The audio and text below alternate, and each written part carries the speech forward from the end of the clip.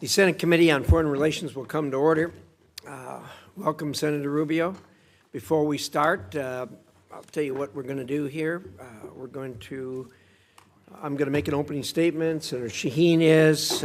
We will then defer to Senator Rubio. Then we'll go, excuse me. He took your chair and thinks he's running the place now, kind of like you did. Anyway, we'll then have your statement, Secretary Rubio, and then we're going to open it up to a round of 5-minute questions. Before we talk any further about what we're going to do, I want to talk a little bit about what we're not going to do. As you know, since I've taken chair of the committee, we have a zero tolerance on any kind of protests, on any kind of attempt by anyone in the audience to contact, influence, or in any way communicate with either the witness or people that are here on the dais. So that includes no signs, no standing up, obviously no shouting or comments. And so you'll be interested to hear, Secretary Rubio, since you were here last time, it's been calm and quiet. We haven't had to run anybody out of here. But if we have a problem, you'll be taken into custody and banned from the coming into this room for the next year.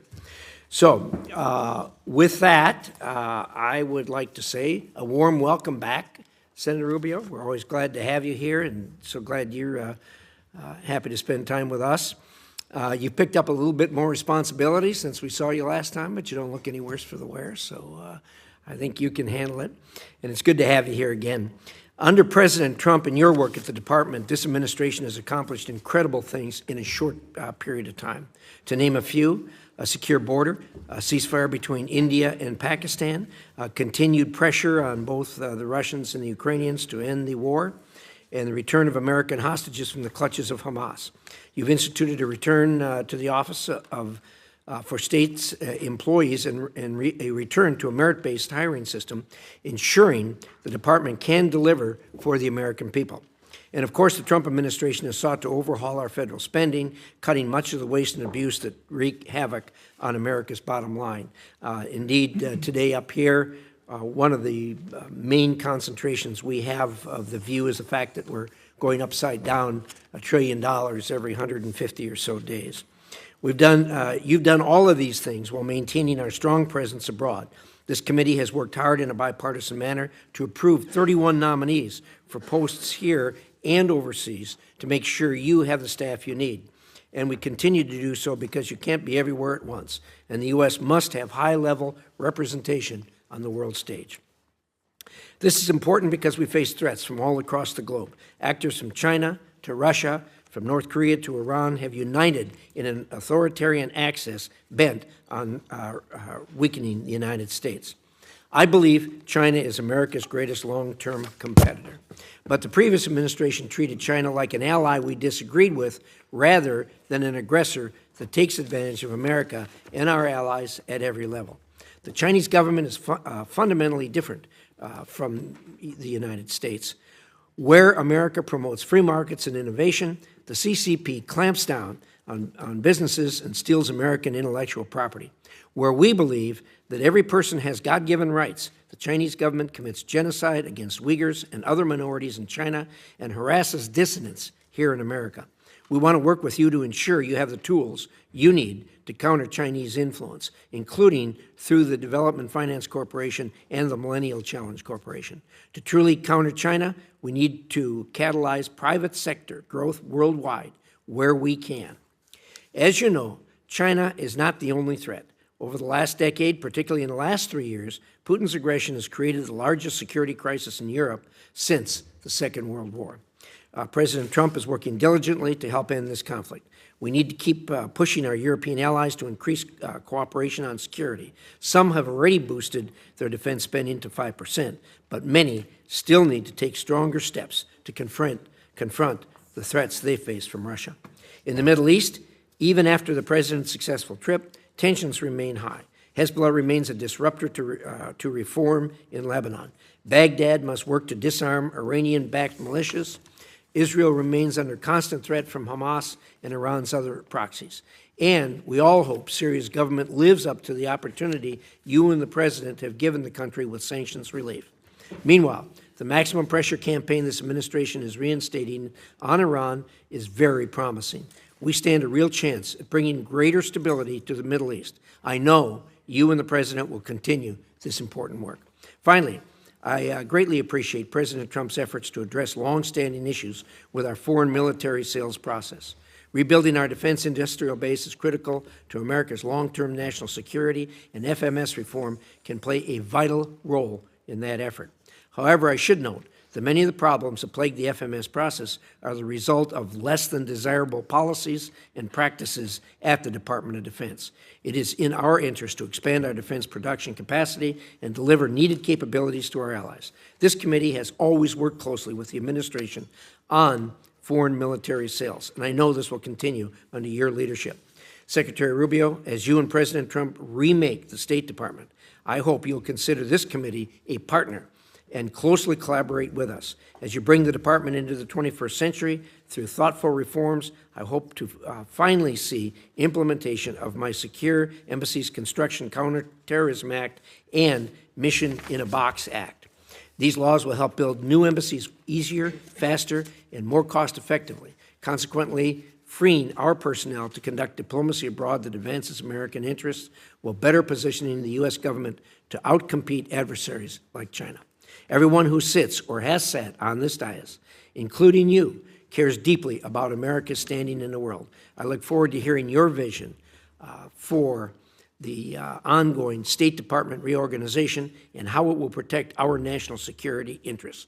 Thank you again for coming today. Again, a warm welcome, Senator Shaheen. Thank you, Mr. Chairman. Secretary Rubio, welcome back. 4 months ago, you sat in that chair and you said that China is, quote, the most potent and dangerous near-peer adversary this nation has ever confronted. You called China an industrial competitor, an economic competitor, a geopolitical competitor, a scientific competitor. I believe you were right. And yet, this administration has eviscerated 6 decades of American foreign policy investments, undercutting our ability to compete with adversaries like China. And Beijing is not just sitting back. As Elon Musk took a chainsaw to USAID and you proposed cutting 83% of foreign assistance programs, China has promised increasing its diplomatic budget by 8.4%. As we move to reduce our diplomatic workforce and discuss closing U.S. embassies, China has more diplomatic missions than any other nation on earth. And as the U.S. canceled PEPFAR, our most successful program fighting HIV/AIDS, China has been happy to replace our global health efforts across Africa and Asia. As this administration distracts from serious national security issues with threats against Panama and Greenland, Xi Jinping has welcomed Brazil's president and other Latin American leaders pledging more than $9 billion in investments. And as the U.S. has shuttered Voice of America and Radio Free Asia and crippled the State Department's ability to counter foreign propaganda, China pours billions into propaganda, spreading lies and eroding trust in the U.S. As this administration imposes tariffs on our closest allies, China is courting them in Europe, in Asia, and in our own hemisphere. Beijing is making the case that they are, and the term they are using is frightening, they are a more reliable partner than the United States. And it's not just our allies. Xi has deepened ties with Putin, shielding the Russian economy from sanctions. Because of that, and because President Trump has given away our leverage, Putin doesn't feel pressured to agree to a ceasefire in Ukraine. And for all the administration's talk, for all Elon Musk's promises, according to reports, DOGE has not saved a dime. CBS News reports that the federal government has spent $200 billion more in its first 100 days than it did last year. And according to the Partnership for Public Service, DOGE's cuts might cost American taxpayers $135 billion this year. This is in addition to the costs to American families and businesses stemming from the president's trade war. I recently met with a New Hampshire company that provides ball bearings to the aerospace industry. They do a lot of their business with defense. Their lead time for steel has gone from 20 weeks to 2.5 years because of the tariffs on steel. We can't support our defense industry with a 2.5-year lead time on steel. According to the Yale Budget Lab, consumers face an overall tariff rate of 17.8%, which is the highest since 1934. That's $2,800 per household each year. And these tariffs amount to the largest tax increase during peacetime in U.S. history. 4 months ago, Mr. Secretary, you said we were going to be safer, stronger, and more prosperous. But whether it's President Trump's deals with the Sinaloa cartel to let cartel members into the United States, or watching masked agents abduct a Tufts college student, I don't feel safer. With Canadians canceling summer trips to New Hampshire and hurting our tourism industry, I don't feel more prosperous. And after traveling to Ukraine and visiting the graves of people who were massacred on the orders of a Russian president this administration has bent over backwards to please, I don't feel more secure. To your credit, Mr. Secretary, your trip and the statement from President Trump that he will be lifting sanctions on Syria was welcome news. And you've worked to restart some programs and grant waivers to others.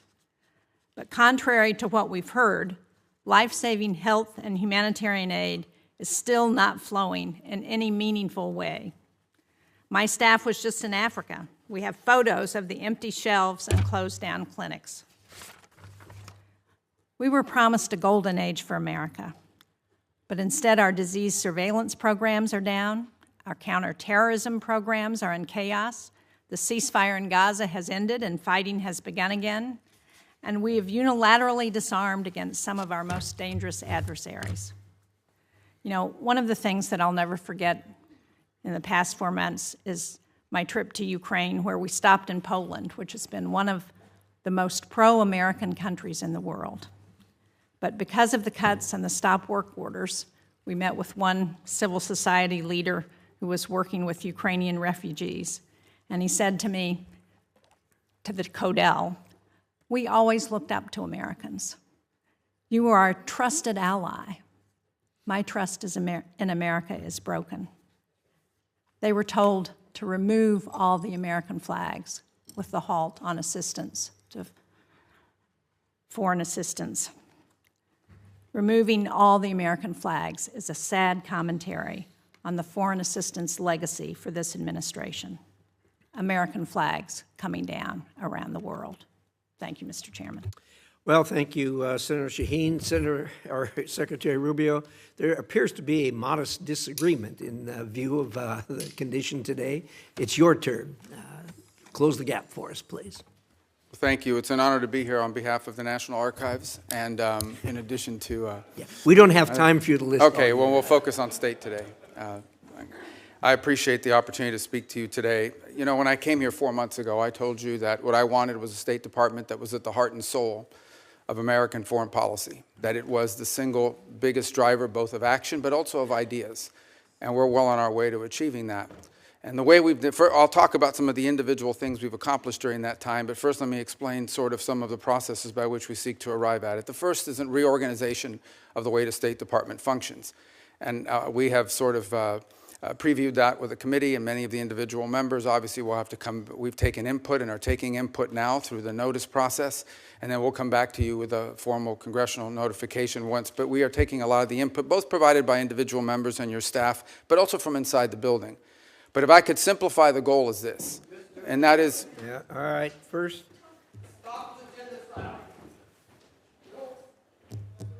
Carry on.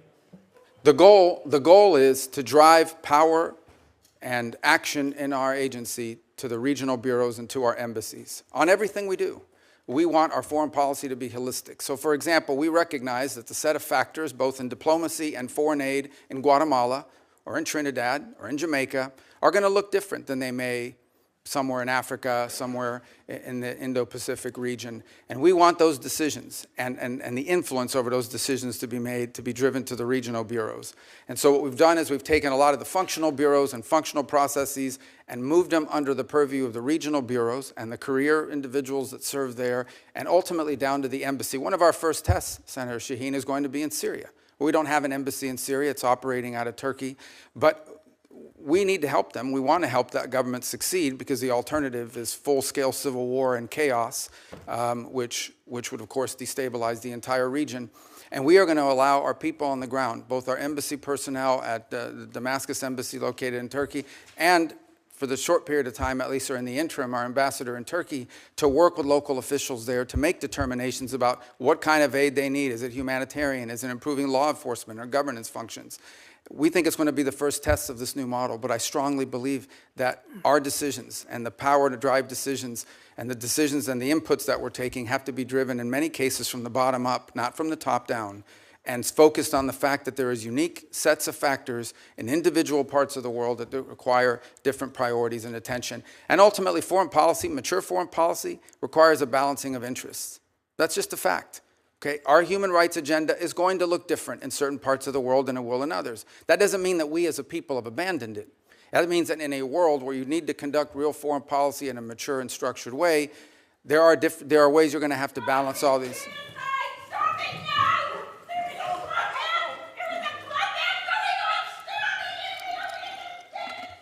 Actually, Senator Rubio, we're making progress.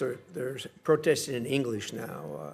Oh, remember that? Yeah. Remember last time. So we have to understand, and that's why we think it's so important that our regional bureaus be at the core and at the heart of everything we do. And so we feel good about that part of it. By the same token, I think critical to this are some of the reforms we're trying to make to foreign aid. And I said when I appeared before this committee, everything we do has to make us stronger, safer, or more prosperous. So we've undertaken a review of our foreign aid. And the reality is that there are many of these programs, some are good programs. Some make all the sense in the world, and we wanted to pursue those programs. Go ahead. Some of these programs make all the sense in the world, but frankly, on the priority scale, perhaps other programs were more important. Others, frankly, made no sense at all. We can talk about some of those programs today. We funded things around the world that made absolutely no sense. I will say this, even with the reforms we put in place and what we're suggesting is changes to our foreign aid, we still will provide more foreign aid, more humanitarian support than the next 10 countries combined, than the entire OECD, and far more than China. China doesn't do humanitarian aid.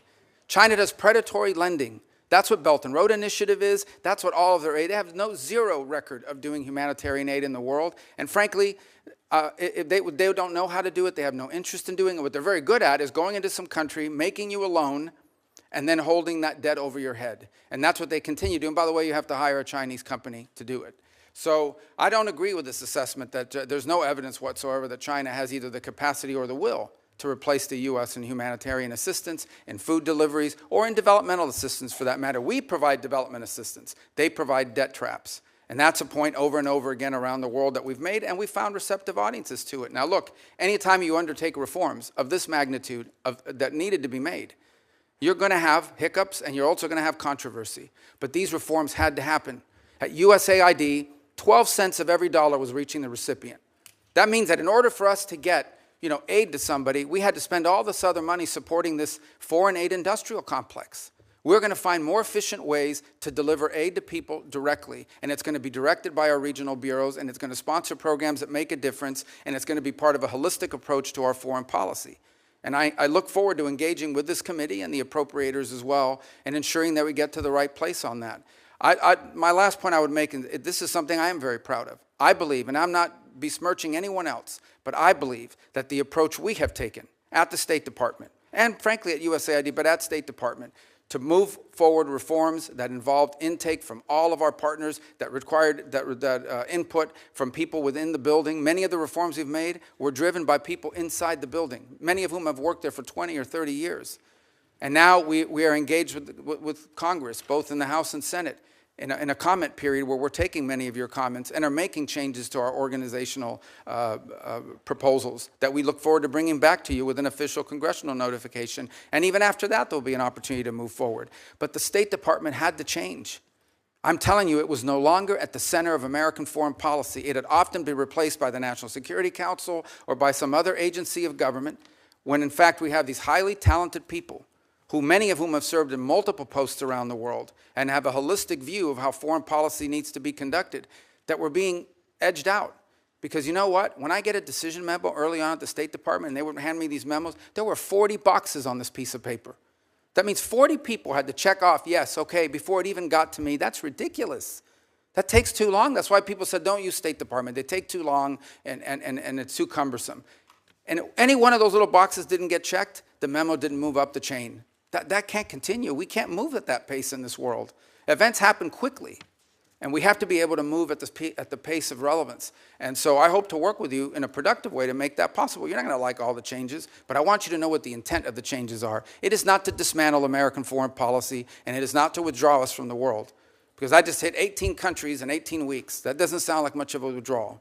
And I see some of these foreign ministers, including individuals from Ukraine, more than I've seen my own children. And I talk to them at least 3 times a week. We are engaged in the world, but we're going to be engaged in a world that makes sense and that's smart. And that isn't about saving money. It is about ensuring that we are delivering to our people what they deserve, a foreign policy that makes America stronger, safer, and more prosperous. Thank you.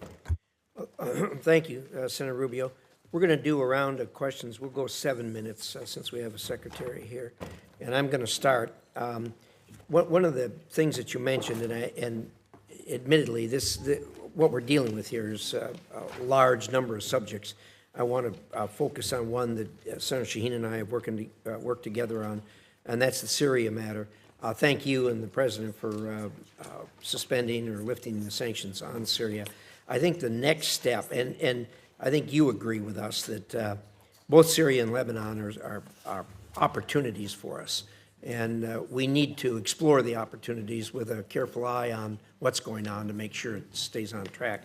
I think the next step, as far as I'm concerned, as far as moving Syria forward, is getting personnel on the ground there. And you and I talked about the possibility of opening the embassy. And I understand that this isn't a classified setting, but can you maybe describe for us the challenges of opening the embassy, why we haven't done it to this point, staying within the bounds of the Yeah, well, it's entirely driven by security concerns. By the way, it's not the transitional authorities. We don't think they would harm us, but there are other elements on the ground in Syria that we have to be able to protect our people. Important point. And there are the ability, you don't just have to be able to get people in, you have to be able to get people out. We have all kinds of requirements that are there for a reason. If someone is hurt, do you have a medical evacuation plan? Can you secure a facility from an attack from an armed group, many of whom are still running loose in the country, unfortunately? It's one of the fundamental challenges the transitional authority is facing. On the broader point of Syria, I would say when Syria, if you look at the history of the region, when Syria is unstable, the region becomes unstable. And this has certainly been true after the Arab Spring led to the Assad rebellion against Assad, and that really destabilized the entire region. And then it turned Syria, frankly, into a playground for jihadist groups, including ISIS and others, that used it to operate and to destabilize their partners. So you have this change in December. And my view, which I've discussed with many of you individually, is the bad news is that the transitional authority figures, they didn't pass their background check with the FBI, okay? They've got a tough history and one that we understand. But on the flip side of it is, if we engage them, it may work out, it may not work out. If we did not engage them, it was guaranteed to not work out. In fact, it is our assessment that, frankly, the transitional authority, given the challenges they're facing, are maybe weeks, not many months, away from potential collapse and a full-scale civil war of epic proportions, basically the country splitting up. The good news is that there is a Syrian national identity.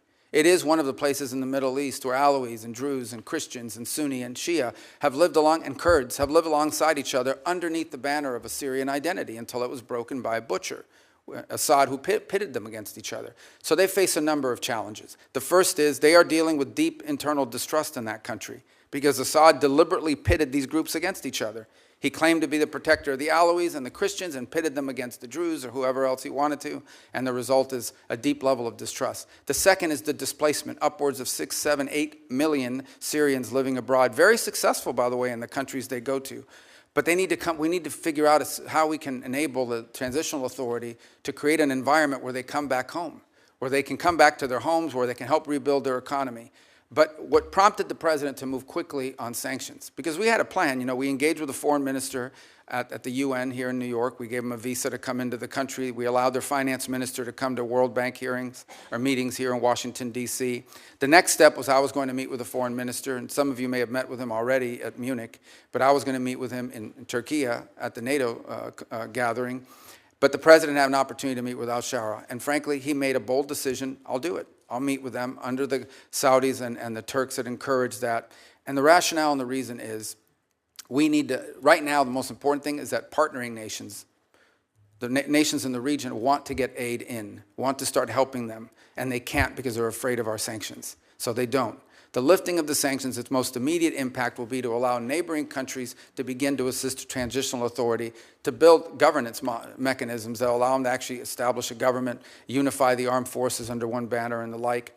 But I want to be frank, that won't be enough. You know, with the Caesar Act, we can issue waivers, but these waivers, because of expirations on them, are not going to attract the kind of foreign investment. Ultimately, there's going to have to be something done congressionally or more comprehensively to ensure that if the right steps are taken, we can create an environment for private sector growth that begins to provide economic opportunity to the people of Syria. But one last point I would make is the outcome in Syria will have a deep impact on what happens inside of Lebanon, because Lebanon, too, has been hurt by a combination of clashes at the border, but also they've had to assume responsibility for some of these Syrian refugees. We believe that, by the way. So the combination, if you think about a region, let's say 2 years from now, where Syria and Lebanon are stable, that opens up incredible opportunities around the region for all kinds of peace and security and the end of conflicts and wars. Obviously, this is a big task. It's, you know, big picture thinking, but it's a historic opportunity and one that we are obligated to try to explore and see if we can make it work. Thank you. I appreciate that, and I think we're in full agreement with this, and it is a conundrum as far as the sanctions are concerned. We've got the 6 months, but as you say, the future.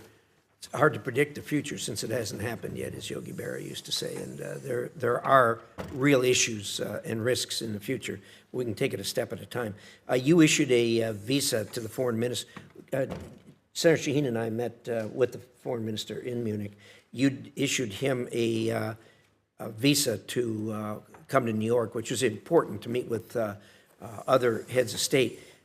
Do you have the ability to do that for the president also? Sure. I mean, we could, and there may be an opportunity to do that come the General Assembly of the United Nations. Yeah, probably will be, and I think that's important.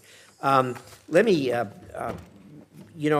we do hear a lot of complaining and renting of garments over cuts here and there on our foreign assistance, but the number you laid out is absolutely stunning.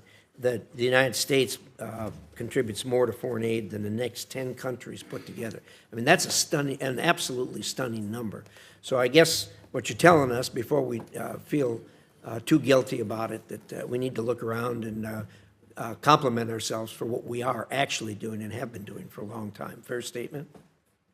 Yeah, there's no doubt, and we want to do it in a smarter, more targeted way. Yeah. Lastly, let me give you a minute on PEPFAR.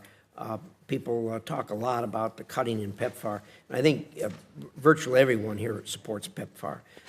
But you've done some things to it to make it better. Can you give us a short dissertation on that? Very short, please. 85% of PEPFAR is functional right now. I know there was some hiccups on the payment systems, not the waivers, the payment systems, because it goes to Treasury. Treasury has to push the money out. And there were some hiccups, which I acknowledged in conversations with many of you, but we have fixed that program and the money's flowing. So 85% of PEPFAR is functioning and is operating. There was reduction in about 15% of or individual pieces of the program, but PEPFAR today stands at 85% of functionality. And you know, when I hear these stories about, well, the money's, we're moving money out of the building every single day, 20 million one day, 35 million the other. I mean, money is moving out the door. It's going to somebody. Some of it is going to pay for work that was conducted in December, January, February before the freeze, so we are paying back invoices on some of them. But most of it, a lot of it, is going towards ongoing programmatic activities that are approved and that we've either through a waiver and or approval process are moving forward on. Thank you. Appreciate that. Senator Shaheen. Thank you, Mr. Secretary. I have a number of questions, but I first want to go back to what you had to say about China, because I agree that their efforts are predatory. But I think somebody may be missing what they are doing in response to our ceasing of foreign assistance in places. And Mr. Chairman, for the record, I'd like to submit this fact sheet the PRC supporting international assistance as U.S. withdraws. It's dated April 29th. And just to give you a few examples, earlier this month, General Michael Langley, who's the commander of U.S. Africa Command, I sit on the Armed Services Committee, and when we ask him about the end to specific USAID programs, he stated that the PRC is trying to replicate, in quotes, specific USAID programs in Africa that the Trump administration cut, including PEPFAR. And I mean, there are several pages of these examples. Another one is in Cambodia. After the U.S. terminated $2 million in demining programming in Cambodia, the PRC immediately announced $4.4 million to expand its own demining programs. The PRC also recently stepped in to fund child literacy and nutrition programs previously supported by USAID. So we can pretend that China is not doing these things and picking up and promoting themselves as a reliable partner when the United States is not. But we have specific examples that show where this is happening. But I want to move to Ukraine because we heard the conversation that the president had with Vladimir Putin, the phone conversation where Putin didn't agree to any meaningful negotiation that would end this war in Ukraine. As President Trump has admitted, Vladimir Putin is taking him for a ride. Now, we have a bipartisan bill in the Senate that's led by Lindsey Graham. It has 80 sponsors. I understand that the House members are ready to take this up on a discharge petition if we pass it out of the Senate. How much longer until we rein Putin in? And are you prepared to support that sanctions bill that Graham and Blumenthal and 78 other members of the Senate support? Well, let me answer your last question first, and that is about the bill. We obviously can't control what Congress does, and we've told the Russians this. Not now, 6-8 weeks ago. I believe, Senator Shaheen, you were involved in a conversation that made it clear to the Russians what would happen if there was no progress made. And that's been repeated multiple times. I would also make this point, and it's important. Every single sanction, not one sanction has been lifted on the Russians. Every single sanction that was in place under the previous administration remains in place. So this idea we've given up leverage, well, we have the same leverage today that we had under the previous administration. Well, now, Mr. Secretary, I would argue that the leverage that we've given up is taking NATO membership off the table, taking away a commitment to continue to help the Ukrainians with intelligence sharing and with military equipment and arms that they need to help fight this war. Well, that continues. There was a pause for 1 week. All of that was restarted. That was intelligence sharing, though, but it doesn't cover the equipment and arms. Oh, absolutely. That program has not been rescinded. They continue to receive armaments from the United States. And we continue to fund what the Ukrainians need as the president, and are you prepared to pass another supplemental bill to support them? Well, that's a different decision. That's a different question. That's not up for me to decide. The White House would have to make a determination about whether to come to Congress for a supplemental. But everything that's been approved and congressionally appropriated is ongoing. In fact, to the extent that the Ukrainians have asked for anything additional, what they've asked for is air defenses, Patriot units, which frankly we don't have. But we are working closely with our NATO allies. There are NATO allies that do have some batteries of Patriot missiles that they could provide or transfer over to the Ukrainians to defend, for example, the airspace of Kyiv and other places. And we've been encouraging in that front and working alongside our partners there to get deliveries of some of these systems. As you can imagine, none of these countries want to give up their Patriot systems either. But we can't make them fast enough, and part of the challenge we have in Ukraine is that munitions are being expended substantially faster than the ability of the broader West, not just us, but the West, to produce them. Now, that said, on the issue of Ukraine, here's what we can all agree on. There is no military solution to this crisis. Right. It will have to end in a negotiated settlement. And the fundamental challenge we have in Ukraine is this. Russia wants what they do not currently have and are not entitled to, and Ukraine wants what they cannot regain militarily. And that's been the crux of the challenge. I don't disagree with that at one level, but on the other hand, what Vladimir Putin is doing now is playing for time, and he's playing this president like a fiddle. And the longer he plays it, the more opportunity he has to gain territory in Ukraine, and the harder it's going to be to get him to the table. What we need to do is to put pressure on Vladimir Putin in every way we can to ensure that we can get them to the negotiating table. Well, I disagree with this playing with a fiddle analogy, because the truth of the matter is when Vladimir Putin woke up this morning, he had the same set of sanctions on him that he's always had since the beginning of this conflict, and Ukraine was still getting armaments and shipments from us and from our allies, and the European Union is about to impose additional sanctions, and the U.S. is looking for no Patriot batteries to be able to transfer from other NATO nations into Ukrainian hands. And what the president's trying to do is end a war. He's trying to end a bloody, costly war that neither side can win, and people are dying every single day. And so, but this notion that I don't, what has Putin gained throughout this? He hasn't gotten a single concession. He hasn't gotten a single sanction lifted. And the more time he gets without additional pressure on Russia, the more incentive he's got to continue to gain territory and continue to play for time. But I want to just get to a final question because my time is running out. And that is, I recently wrote a letter to you about the issuance of executive orders on thousands of Afghan allies. These are people who fought alongside our military during the war in Afghanistan. They've been stranded in Qatar and Albania and Pakistan and Afghanistan. These are individuals who have been vetted already. They're ready to travel to the United States. And the question I have is this administration going to allow them to come to the United States as it promised?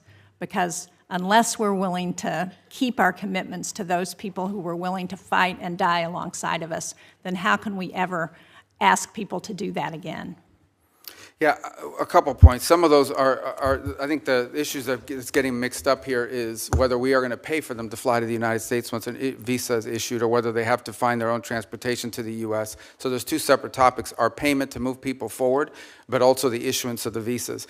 And when that is still going through an internal review as to who is going to be allowed in, there's been a review of the vetting process that's been used. Frankly, there have been some errors found in the previous vetting process that we're concerned about, and I'm separating out from that audience people who we have closely vetted because we've been working alongside them for many years with regards to their service alongside our intelligence forces or special operators on the ground from the broader. Remember, they're also bringing dependents with them. And so there were some concerns early on about freezing or slowing down this program until we could determine whether we were properly vetting people to come towards the United States. And that process is ongoing, and I think we'll have more concrete answers for you, which I know is not satisfactory at this moment, but we've obviously had a lot going on. But this is something that we've heard a lot from both our DoD partners and others in the intelligence community, and we're working to make progress on that. I'm out of time, but just to clarify, on last week, Secretary Noem announced that temporary protected status, which I understand is not exactly the same, but for over 8,000 Afghans would end on July 12th. Many of those people are people, again, who fought and died alongside of our men and women in the military. And for us to send them back to sure death at the hands of the Taliban is just not what they were promised when they agreed to fight with us. Thank you, Mr. Chairman. Thank you, Senator Shaheen. Senator Ricketts. Thank you, Mr. Chairman. Secretary Rubio, welcome.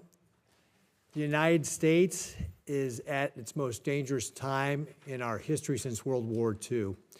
And we know, we can see what Russia's done in Europe.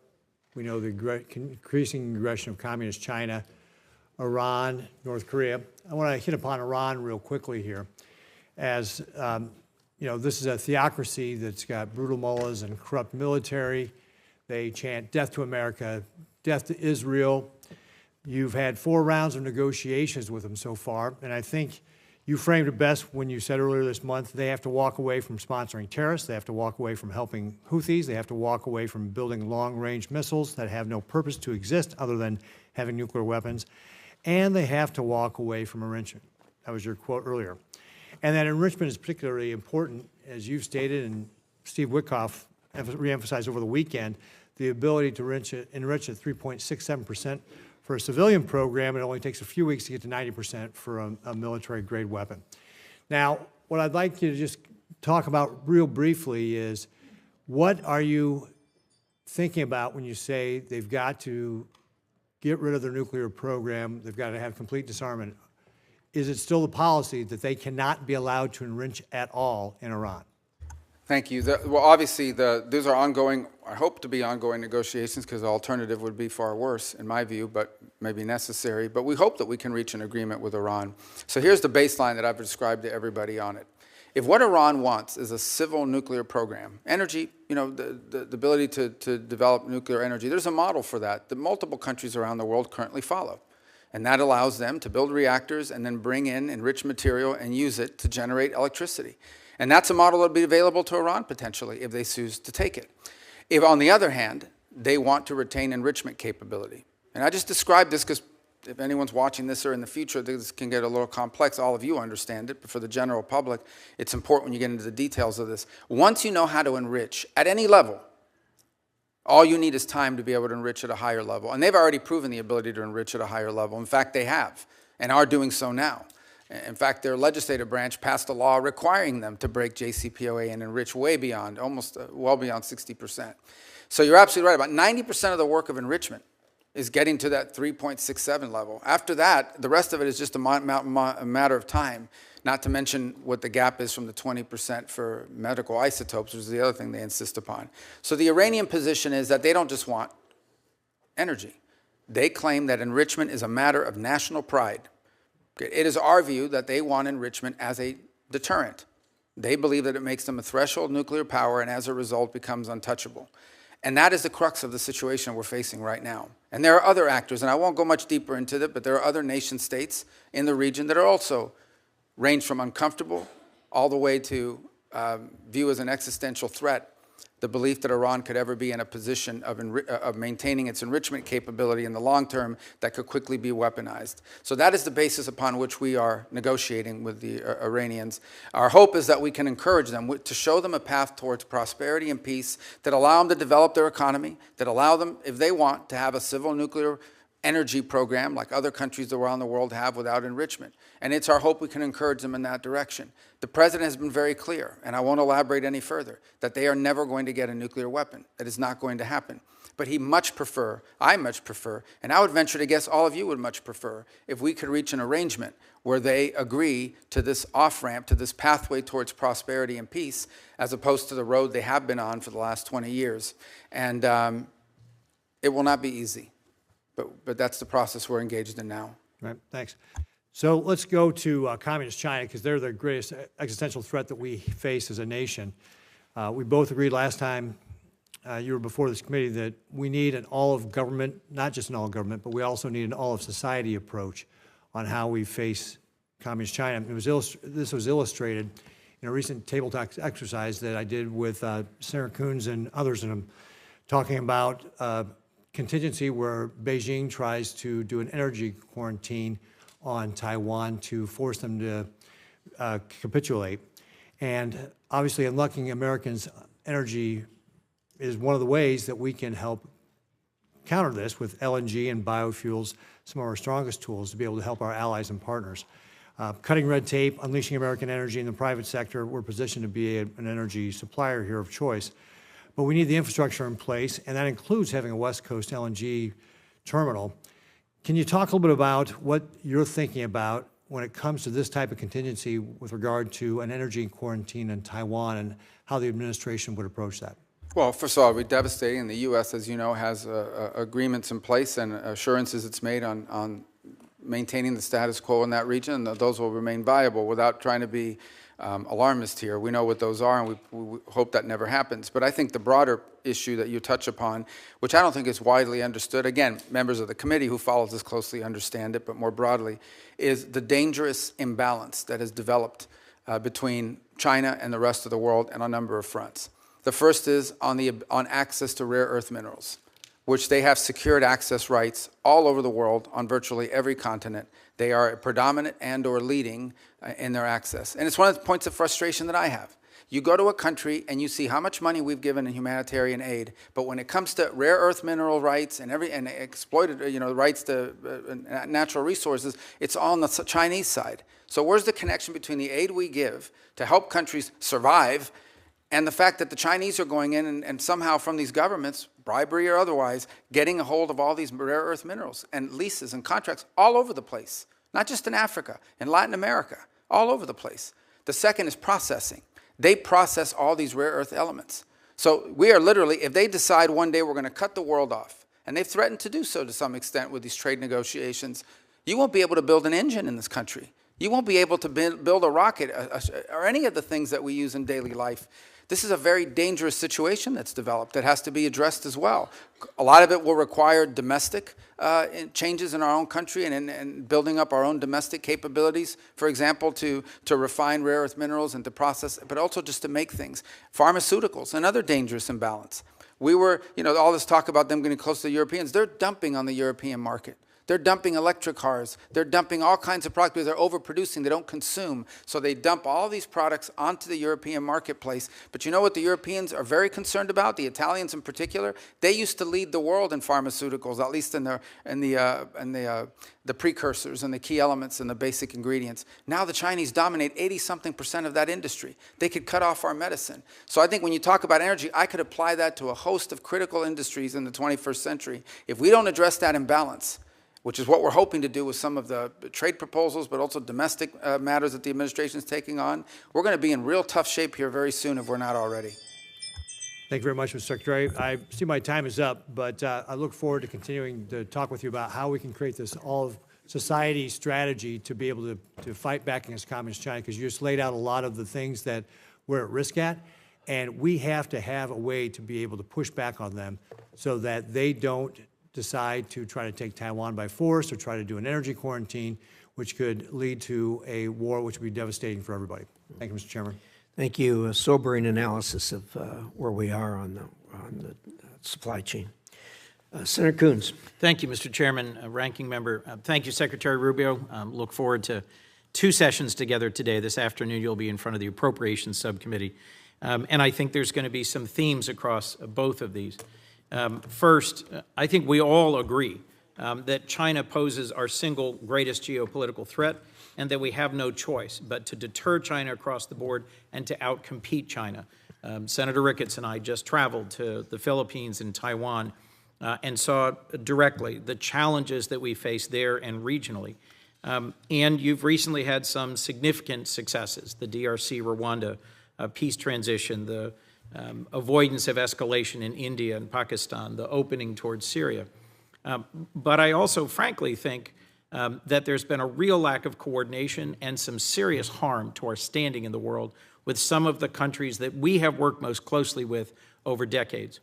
The DOGE-driven, abrupt, and largely illegal cancellation of billions of dollars of contracts for humanitarian relief and aid, and the disrespect and the dismissal of thousands of AID staff and our NGO partners stands in sharp contrast to the state reorganization process you just presented on in your following. You've submitted plans and proposals. We're having a conversation. You're going to send a congressional notification. We're going to have a hearing. That's the way that the reforming of USAID could have and should have happened. And so I just at the outset had to say, as someone who spent 15 years traveling the world, visiting both our partners and allies, looking at independent or semi-independent agencies like the MCC and the DFC and their role, and visiting NGO partners and the USAID, I reject the broad characterization of them by Elon Musk and DOGE as criminals who were wasting taxpayer money. You've heard across all of us support for PEPFAR, concern about humanitarian relief, and the vision that this is a key strategic asset for us. It's my hope that we'll work together to actually make real a more effective, focused, and sustainable foreign aid component to what STAID does, and sustaining organizations that we help build together, like the MCC, the DFC, and the Global Fragility Act. So let me turn to this for a moment. My colleague, Senator Shaheen, made reference to places in the world where the CCP and the PRC have stepped forward. I agree, they're never going to deliver humanitarian aid the way we used to and with the breadth, depth, and effectiveness that we have. But I also think they're taking advantage of the opening to say that we're not reliable, that our decades-long partnerships can't be sustained and extended, and to question our motivations. So I think we need to step out quickly to avoid creating a big hole in our credibility globally. Let me just start on a few questions with Ukraine. The previous administration worked closely with our partners and allies in Europe on sanctions to tighten them, to close loopholes, to extend designations. Are you continuing to do that? Work with our allies? To tighten the Yeah, sanctions? so, on Russia? well, first of all, the Europeans have their own set of sanctions, and we've coordinated with them very closely. In fact, the president had a call with at least 6 leaders from Yes. Europe yesterday. I had meetings with what we call the Quint that include Italy,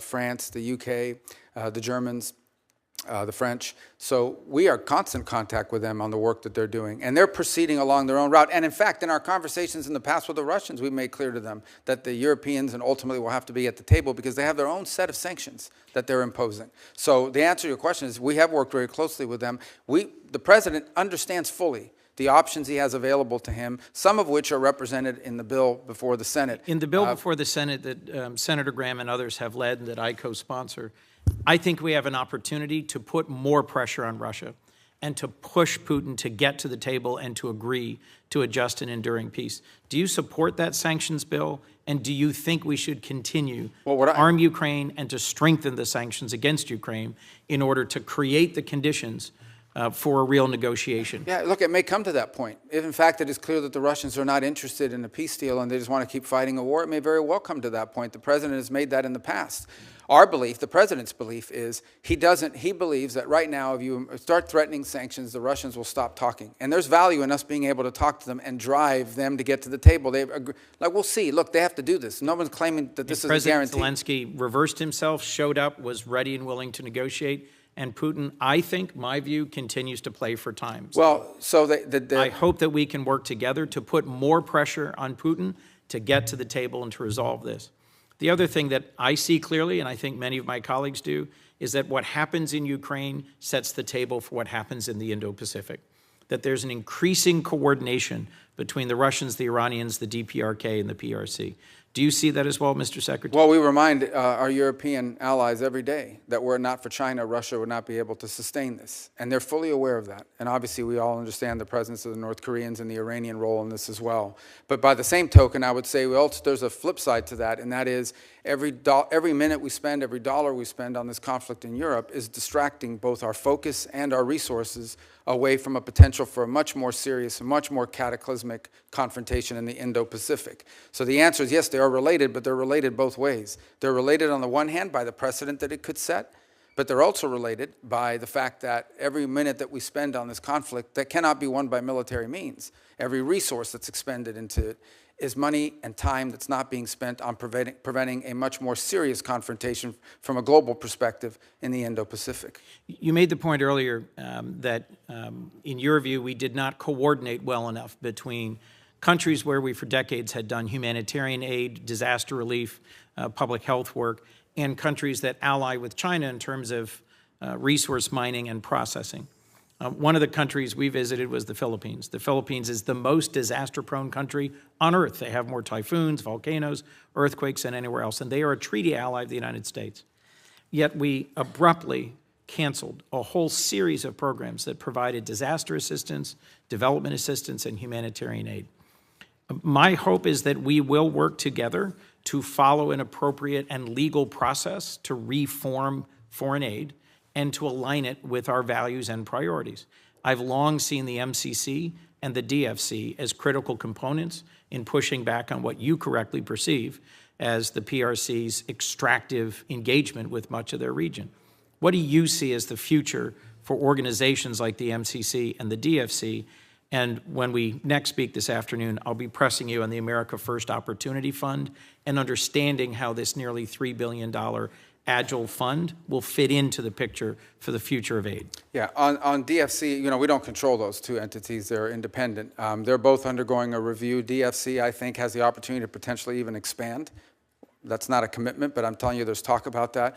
On Millennium Challenge, I think that I saw some reporting out there that it was being imploded. My understanding is the way it's being approached is that it's being reformed, but not done away with. It was actually created as an alternative to the way we did aid with USAID. And so there's work happening on both of them. So my personal view on DFC is I think DFC has an opportunity to perhaps do more. And it's the sort of investment we want to make around the world and the way it's structured. And on Millennium Challenge, it's undergoing a review right now, but the review is designed to improve it, not to eliminate it. Well, we should talk more directly about that. I'm concerned that what's happened in other agencies is happening there. The overwhelming majority of the headquarters staff being suspended or fired, and then compacts eliminated more quickly than it's being reformed. Same thing with global communications through USAGM, Radio Free Europe, Radio Free Asia. I'm concerned that we are conceding spaces to the PRC when we should be working together on a shared objective, which is to deter and compete successfully with the PRC. Thank you. Senator Curtis. Thank you, Mr. Chairman. Mr. Secretary, as you talked about visiting 18 countries and not being with your kids, I had a pain of guilt with you being here today, but thank you for making this a priority and being with us today. This might surprise some of my colleagues and maybe even you, but for the last several years, I've led a Republican delegation over to the Conference of the Parties, COP, and I believe that a Republican voice is really important at that table. I would point to issues, for instance, like nuclear. When I first started attending COP, nuclear was out of power, and we were shouting from the housetops that we had to have nuclear power, and I think that's shown the influence of a Republican voice over there.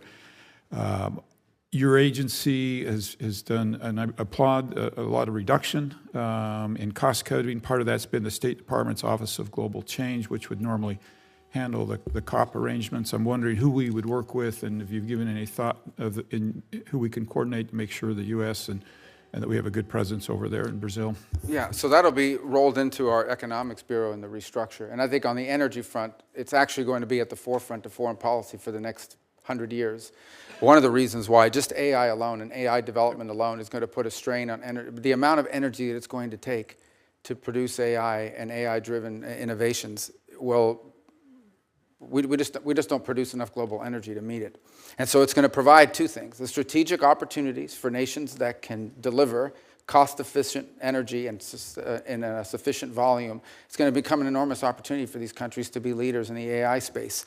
But the other is it's going to put a strain on everybody else because it's going to use up those energy resources. So we need to be at the table to have conversations about how, not just what our role in energy is, but how we help invest or partner with countries that have a supply of energy. So as an example, Paraguay has a hydroelectric plant right now, and they were in a long-term deal with Brazil where they sold them 50% of the energy being produced. That deal is now expired. They're trying to figure out what to do with the 50% of electricity generated by hydropower that is no longer going to be going to Brazil. And they can't put that in a tank and ship it overseas. So someone, if they're smart, is going to go down to Paraguay and open up an AI facility. Guyana has just made extraordinary discoveries on natural gas and oil. This is a country that's going to become incredibly rich very quickly and has an opportunity to both invest that wealth to develop their society, but also become a platform for other industries that could help strengthen the region. For the sake of time, I just would love to work with the State Department on that, make sure we have a good presence for that message. I also believe the United States can carry a message that you don't have to give up affordability, you don't have to give up reliability, and we can also be clean. I think that's a really strong message for us. Foreign assistance has been talked about a lot today, and I'd like to just point out that there are a number of philanthropic entities in Utah. We have the Church of Jesus Christ of Latter-day Saints who are really ready to stand up and go to work. I know Catholic Charities, there's many like that. And just want to make sure you're factoring those into kind of your rebuild and restructure. I know there are a lot of people like that ready to jump in and be part of this.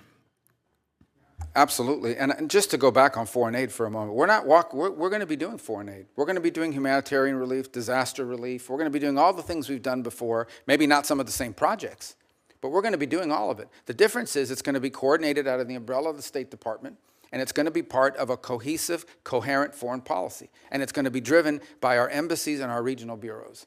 So in the case of the Philippines, which was brought up a moment ago, we're going to rely not just on the region, the bureau here in Washington, but in our embassy on the ground to help us every single year construct what aid needs to be delivered, be it humanitarian or disaster relief or the like, to that country. And that's been missing, that sort of cohesive approach to how we treat foreign aid as a tool in our broader toolbox, as opposed to its own toolbox altogether. We want to make it part of our broader toolbox on foreign policy. Yeah, and I think my only footnote is, as we do that, let's keep in mind that many people are willing to participate and be part of this without a drag on the U.S. tax dollar that I think can complement the vision that you just laid. I've had the opportunity to work with you on the House side on some legislation and to some degree fill some of your big shoes here on Taiwan and Hong Kong. And I just wanted to touch on that briefly. I know Senator Ricketts brought up Taiwan with the recent implementation of more national security laws and the blockade-style drills around Taiwan. How can Congress better work with you and your department to support you and make sure we're doing everything that we can do? I mean, unfortunately, with Taiwan, I think with Hong Kong, as we've seen, as its autonomous stand, I think our law now reflects that, is no longer real. It is basically an extension of, and I think one of the great examples of that is a company named Hutchison Ports, which is headquartered in Hong Kong. And they control two of the main facilities, the two main facilities on the Panama Canal. And everyone was saying, well, they're not a Chinese company. They're not Chinese. They're a private Hong Kong company. Well, when Hutchison Ports decided they were going to sell, all of a sudden the Chinese government's put all kinds of pressure on them and has slowed down the deal. So how can it be if this company is an independent Hong Kong company, why do they care what the Chinese authorities think? Well, the reason is because they are under Chinese control and Chinese influence. And the fact they're headquartered in Hong Kong is no longer a protection from that. So I think it's important for us to understand Hong Kong cannot become a place where China can evade, be it sanctions or restrictions, by simply hiding behind some company who has an address there. It is sadly, tragically, and unfortunately, fully under the control, for national security perspectives, of authorities in Beijing. And sadly, as part of that, has lost all of the values that were in Hong Kong before, of a free press, of free people, that went with that as well. Yeah, those are incompatible with authoritarian rule. Good. Thank you. Thank you for being here today, Mr. Chairman. I yield. Thank you, Senator Curtis. Senator Murphy. Thank you very much, Mr. Chairman. Thank you, Mr. Secretary, for being here. Before I ask my questions, I just ask that after this hearing, you go back and reconsider a claim that you made in your opening statement.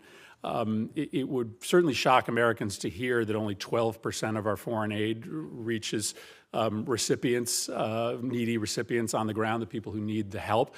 That is not actually an accurate number. That is the amount of our aid that goes directly to local groups on the ground. But as you know, most of our aid runs through bigger international organizations like Save the Children. Those entities are getting somewhere around 85% of the aid we give them directly to recipients on the ground. And so I think what you've done to shutter USAID is illegal, but I also think it's bad policy, and I do think it's important for us to all be operating with the same set of facts. And the fact is not that only 12% of taxpayer dollars are ending up in the hands of the people who really need it on the ground. Mr. Secretary, I wanted to talk to you about the president's personal business interests. During his first term, he made the decision to not enter into any new business deals during his presidency, that Trump-affiliated businesses would not enter into any foreign business arrangements. And that made sense because obviously it can be confusing for foreign governments to know how to try to win favor with the U.S. government if they have one route, making concessions that are good for U.S. national security, and they also have another route, which is perhaps helping the president's business interests. The president obviously changed that policy, and in this administration, his business interests are announcing new agreements and new investments into those business interests by foreign governments. And I think it stands to reason that creates a real problem for foreign policy, and it creates a problem for foreign governments in which they don't exactly know what the best way is to try to get on good terms with the U.S. government and with the White House. Is it to do what's right for American national security, or might it also be to do a business deal with the President of the United States or the entities that he controls? Just to clarify, when the President's businesses are engaged in negotiations, for instance, with the UAE on their stablecoin business, there was this big investment announced recently. You are not part of those negotiations. Those are being done by the president's family or those representing the president's business. Yeah, I'm not aware the president's involved in managing any business. He's, other than the presidency of the United States, his family is allowed to make business deals. They continue to operate the enterprises that his family ran. I also don't accept the notion that these deals, for example, in Saudi Arabia or the UAE or Qatar, had anything to do with the president. For example, the Qatar bought $200 billion worth of airplanes from Boeing. The president's not as far as I know, not a shareholder, certainly doesn't own Boeing. So the overwhelming, if you look at the deals that were structured, they were involved in investments in the United States. That's the deals he signed, and or investments in, for example, the UAE or Saudi Arabia involving artificial intelligence. UAE did announce a massive investment in World Liberty Financial, and World Liberty Financial is controlled by the president. And the president does actively engage in these businesses. He uses his social media to market the businesses that are being run by his family. I mean, just go on to his social media feed and you will see him marketing his meme coin. So that is the president of the United States. That is not his son's doing. But that, just to be clear, that was not part of this. That was not an announcement as part of this trade visit that was conducted into the Middle East. Well, whether or not it was made during the time the president was there are obviously business deals being done between Trump entities and these countries. Let me ask you about the one that is probably most confusing to this committee, which is the planned gift of a plane to either the United States government or the president. Is it your understanding that this luxury plane that Qatar has offered the president, and the president has announced he is willing to accept, is a gift to the United States government, or is it a gift ultimately to the president himself that he can use in his library? Well, you'd have to talk to the Department of Defense, because this is a replacement or at least a temporary bridge plane for Air Force One, the new Air Force One, which is way off its delivery schedule. And so that would have to be with the Air Force. They operate Air Force One. My understanding of it basically has been from the very beginning that this is a plane that was identified after talking to Boeing about what other planes around the world would fit the bill that are out there that could be used now. They identified the ones the Qataris had as an opportunity for one, and as a result, or the UAE had that as opportunity for one, and that's how that deal was. And it's not your understanding that the plane ultimately will belong to the president or to the president's library after. Well, I'm not involved at that level of it. I've never heard that before. What I've heard is that plane will replace Air Force One, which is an Air Force plane. Let me ask you about the dinner that's happening this Thursday night. The president has offered access to him to the 200 top purchasers of his meme coin.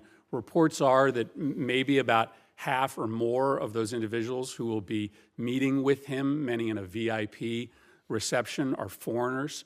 Do you have a list of those foreign individuals who will be meeting with the president? I don't. I don't know anything about. I didn't even know there was a dinner on Thursday night, so I'm not sure what you're referring to. So you don't know whether any of the foreign individuals who are going to be meeting with the president this Thursday night, for instance, are on our list of sanctioned individuals, or whether any of those individuals have connections to, let's say, terrorist organizations abroad? Well, I think if they had terrorist links, the Department of Homeland Security probably would not have allowed them into the country. But again, I don't even know there is a dinner on Thursday. You're asking me about something I don't know about. Well, but listen, this is a dinner that the president is having.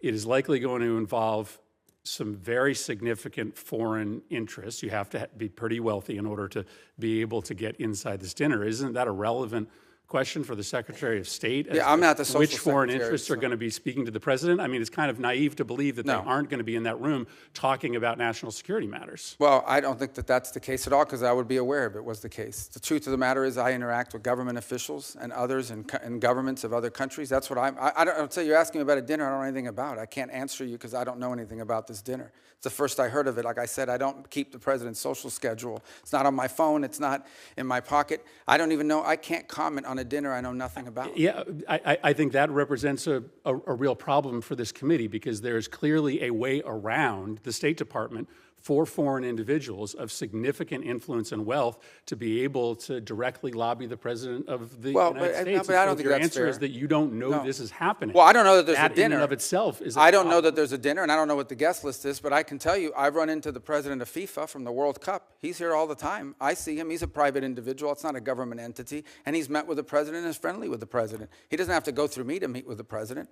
The president has relationships and friends and people he's known for a long time. Some of them are foreigners.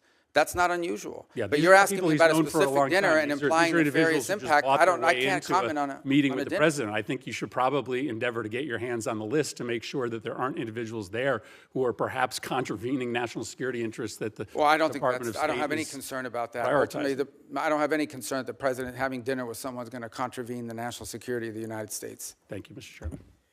Thank you. Senator Kane. Thank you, Mr. Chair. Thank you, Mr. Secretary. In response to an earlier question, you sort of posed a question back.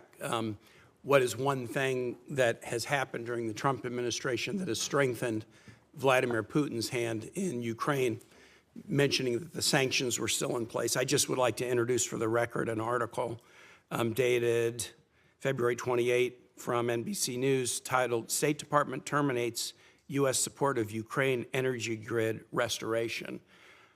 That'll be entered in the record. I was in Ukraine the day after the Palm Sunday bombing in Sumy and spoke to USAID staffers who'd all been riffed. They're going to be laid off either in the middle of the summer or early September. I'm aware that that's subject to litigation, but they talked about the fact that the grant cancellation canceled a grant that USAID had had in place, hundreds of millions of dollars, that has been used repeatedly to restore the Ukrainian energy grid after attacks by Russians. I could give other examples. That is the one that is most present on my mind since I was just there.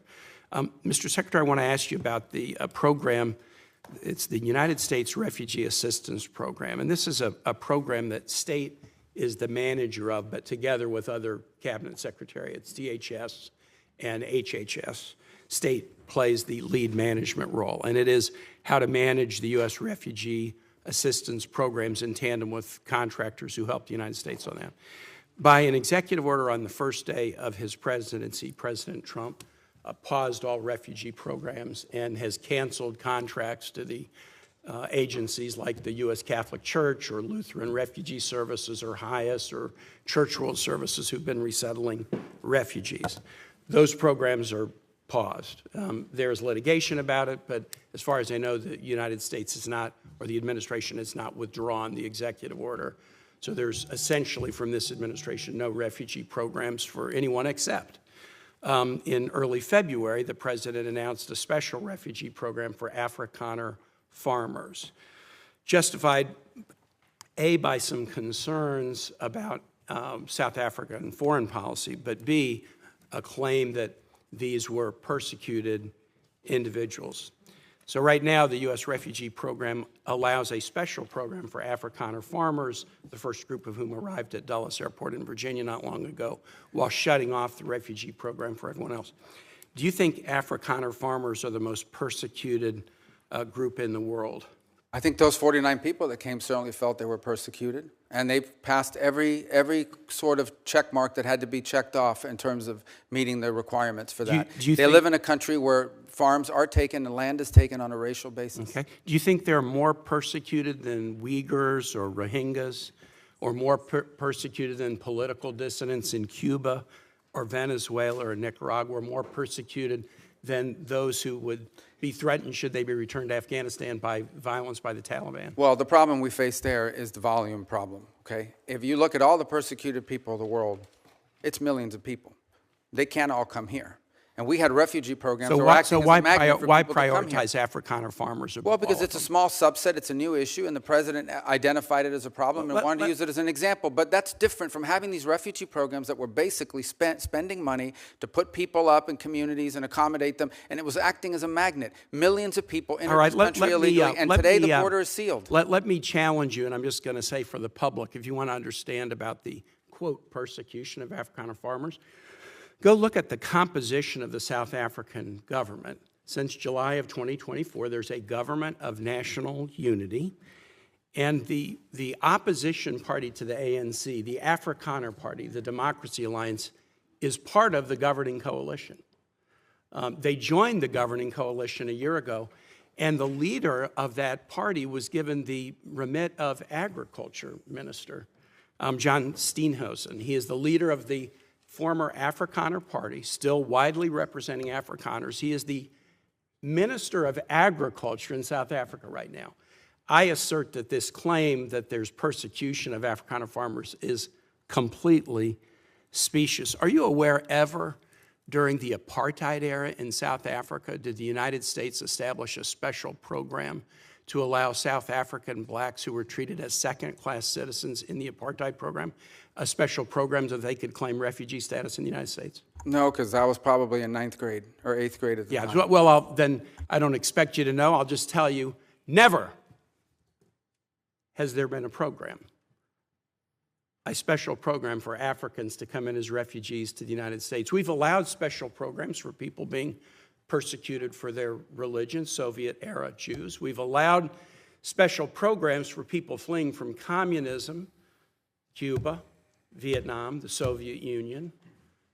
We've never allowed a special program to allow Africans into the United States in an expedited refugee status until now. Afrikaner farmers living in a nation governed by a government of national unity that includes the main Afrikaner Party. And actually, an even more right-wing Afrikaner Party is also included in the coalition government. Now, would you agree with me, Mr. Secretary, that if we're interpreting the statutory phrase, a well-justified fear of persecution, we should try to do that in an even-handed way? I think we should try to do that in the interest of the national security of the United States. So okay, I agree with you too. We should.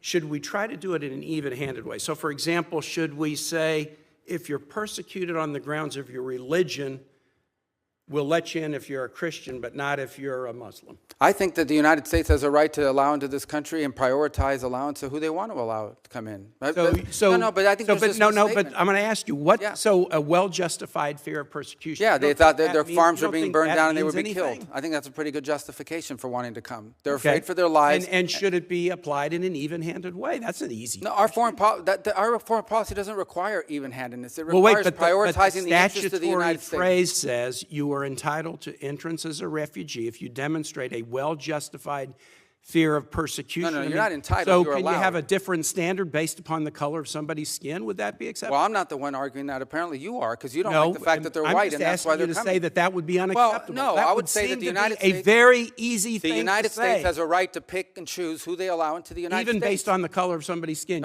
You're the one that's talking about the color of their skin, not me. These are people whose farms were being burned down and they were killed because of the color of their skin. Well, Well, you've demonstrated enough because you think anyone should be allowed into this country for any reason because they met a certain criteria. Who has said that? We are going to prioritize people that come into our country on the basis of what's in the interest of this country. That's a small number of people that are coming. But in you that particular said case. this weekend that but there in would other be more. cases, it's harder to vet. In other cases, it's more difficult. And by the way, the United States admits people every year. 1 million people come to this country every year legally. 1 million And people now a year come to this there country is legally. one group No of other people country that in the have world an is nearly as easy generous. pass into this country. For the first time, this administration has said Afrikaners get an easy pass and refugee programs for the remainder of the world are shut off. And you can't say to the American public that we should apply this statute in an even-handed way. No, I think it should be applied in a way. No, well, you shouldn't be shocked. It should be applied in the national interest of the United States. Our immigration policy should be based on the national interest of the United States. Period. End of story. If there is a subset of people that are easier to vet, who we have a better understanding of who they are and what they're going to do when they come here, they're going to receive preference, no doubt about it. There are a lot of sad stories around the world. Millions and millions of people around the world. It's heartbreaking. We cannot assume millions and millions of people around the world. No country can. So you have to have a process of deciding who do you prioritize, who do you allow in. We do it all the time. We do it in our immigration system now under our current laws. Unfortunately, it's primarily based on family connection and not on what they're going to contribute to the society from a merit standpoint. That should be changed, but that'll require statutory changes. But the bottom line is this notion that somehow we have to accept anyone who wants to come to the United States is absurd. No country in the world has an immigration policy like that. And no one is arguing that we should. I yield back, Mr. Chair. Thank you very much. Senator Daines. Secretary Rubio, it's great to see you here today. Very proud of what you're doing in your role. Grateful to call you a friend and to watch what you're doing now around the world with working on implementing the president's agenda. Secretary Rubio, I want to talk about energy for a moment. Our allies in Europe are waking up to the security and economic threats posed by their reliance on Russian energy.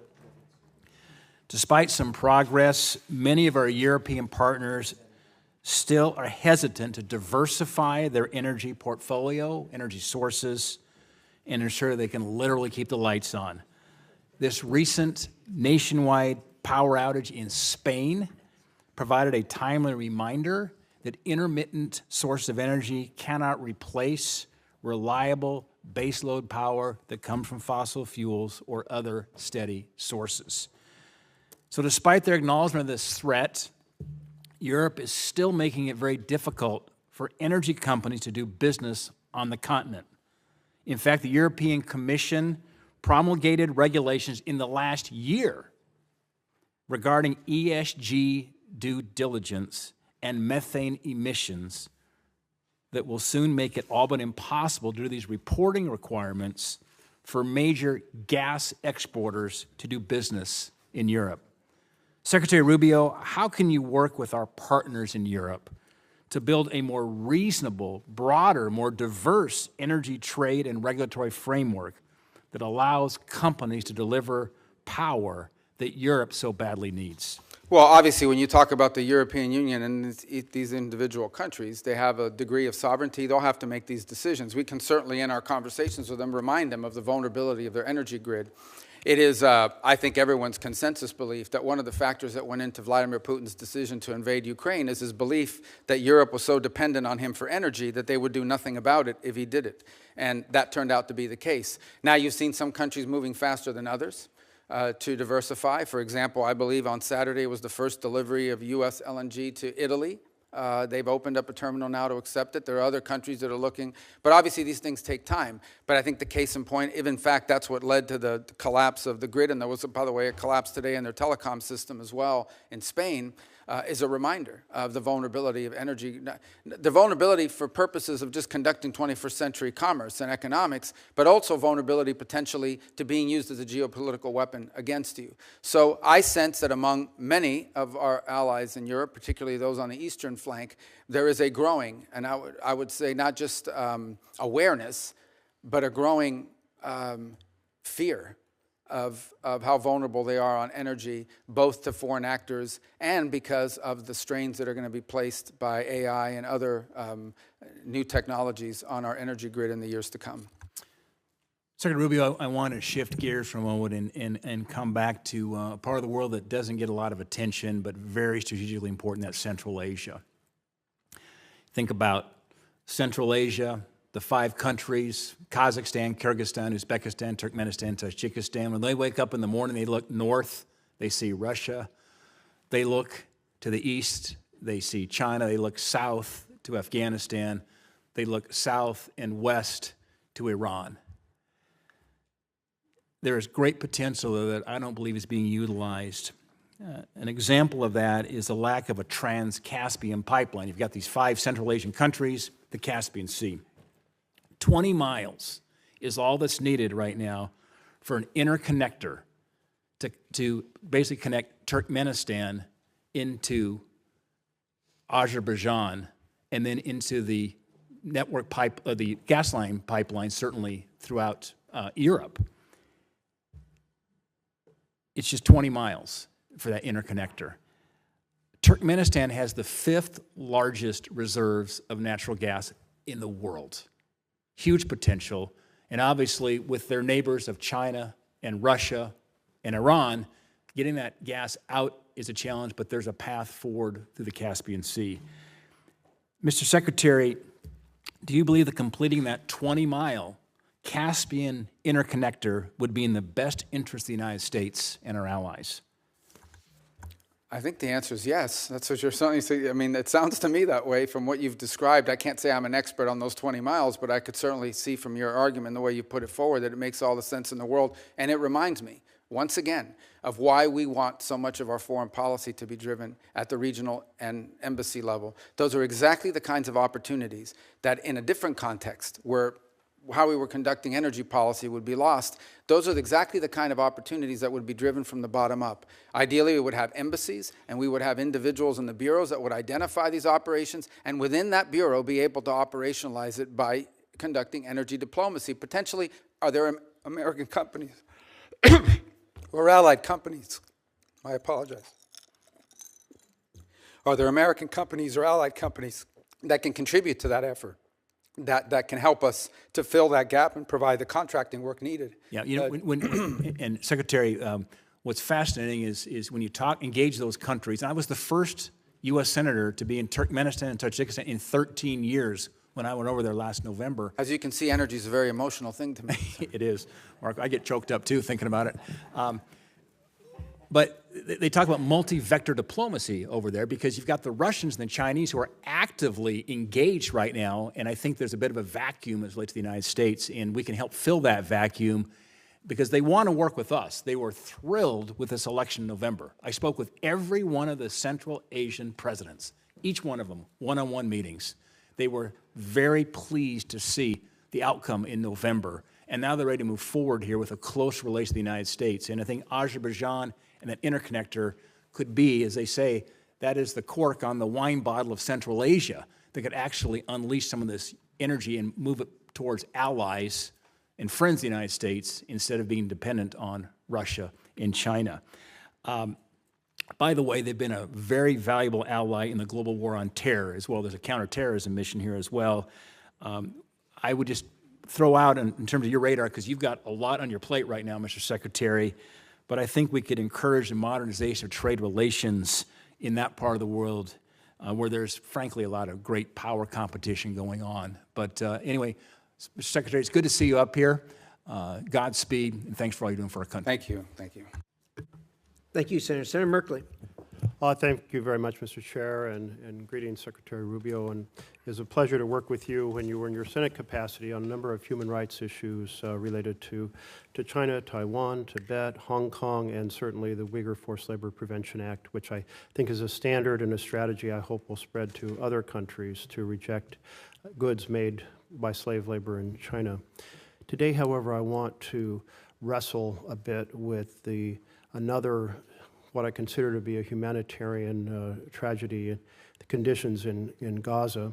I very much supported Israel going after Hamas following October 7th, but we are now well over a year and a half into this, and there's a new phase of events, which I'll try to summarize.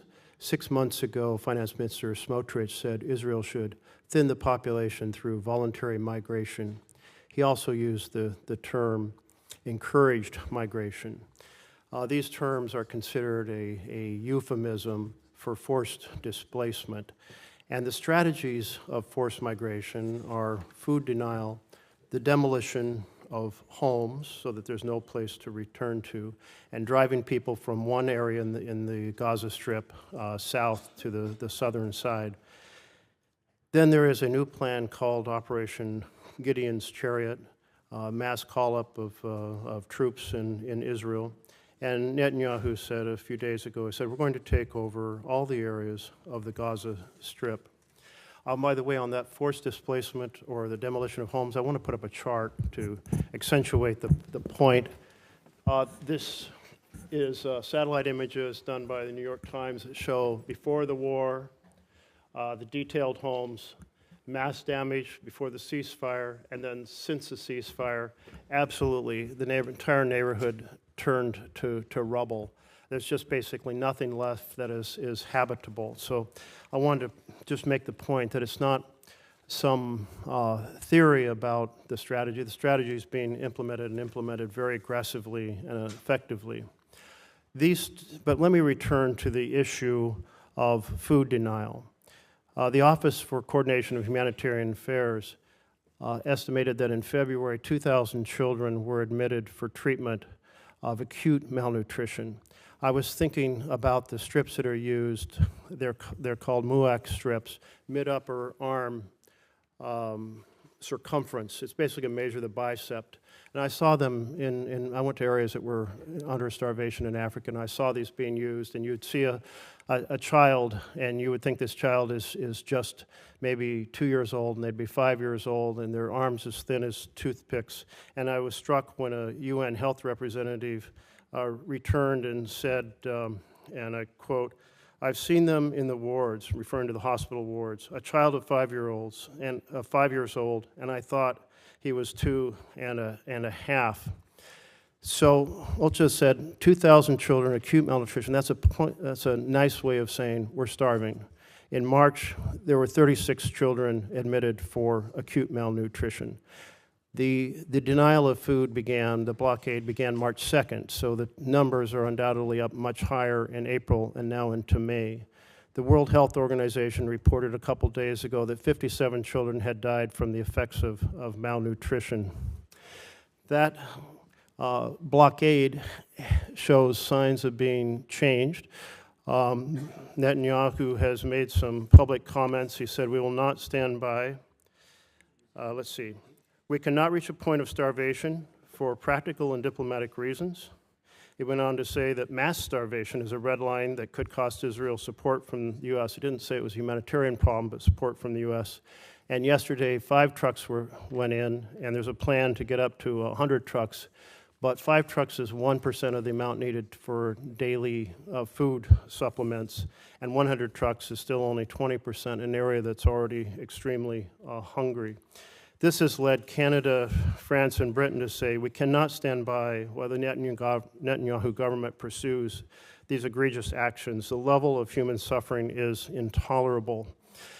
So I guess my question here is the U.S. is a very close ally to Israel, both in military, security support, certainly in economic support.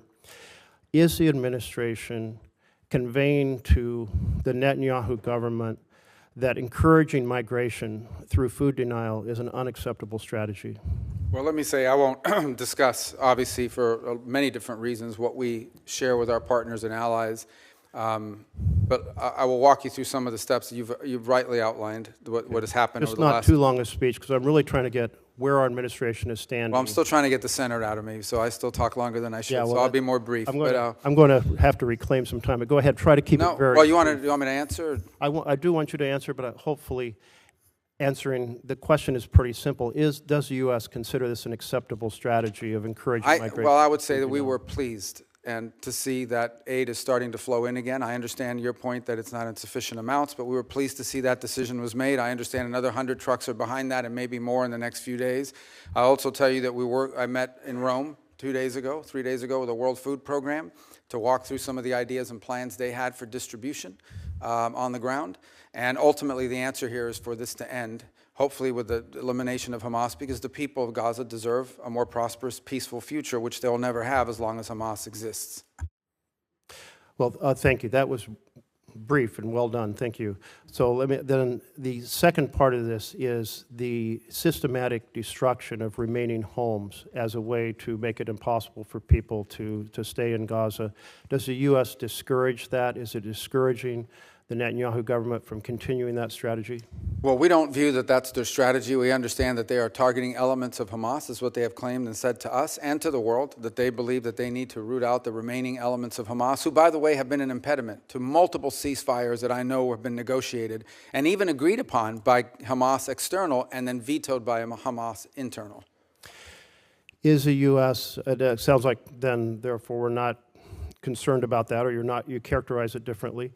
There has been reports of the administration working behind the scenes to develop a plan to help deport Gazans to Libya. Have you been involved in any discussions related to deporting people from Gaza, Palestinians in Gaza, to Libya? No, there's no deportation. What we have talked to some nations about is if someone voluntarily and willingly says, I want to go somewhere else for some period of time because I'm sick, because my children need to go to school or what have you, are there countries in the region willing to accept them for some period of time? But those would be voluntary decisions by individuals. Well, if they're voluntary decisions because there is no clean water, there is no food, and bombing is all around you, is that really a voluntary decision? decision? Well, ultimately, that's the point, right? And that is you don't want people trapped there. They may want to come back. They may want to live there in the future, but right now they can't. And if there's some nation willing to accept them in the interim period, yes, we've asked countries preliminarily whether they would be open to accepting people, not as a permanent situation, but as a bridge towards reconstruction. Does that include Libya?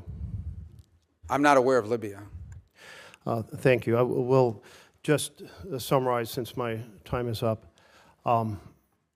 I think the U.S. has a moral responsibility to fiercely convey to the Netanyahu government that using food as an instrument of war is unacceptable. It's a violation of international humanitarian law.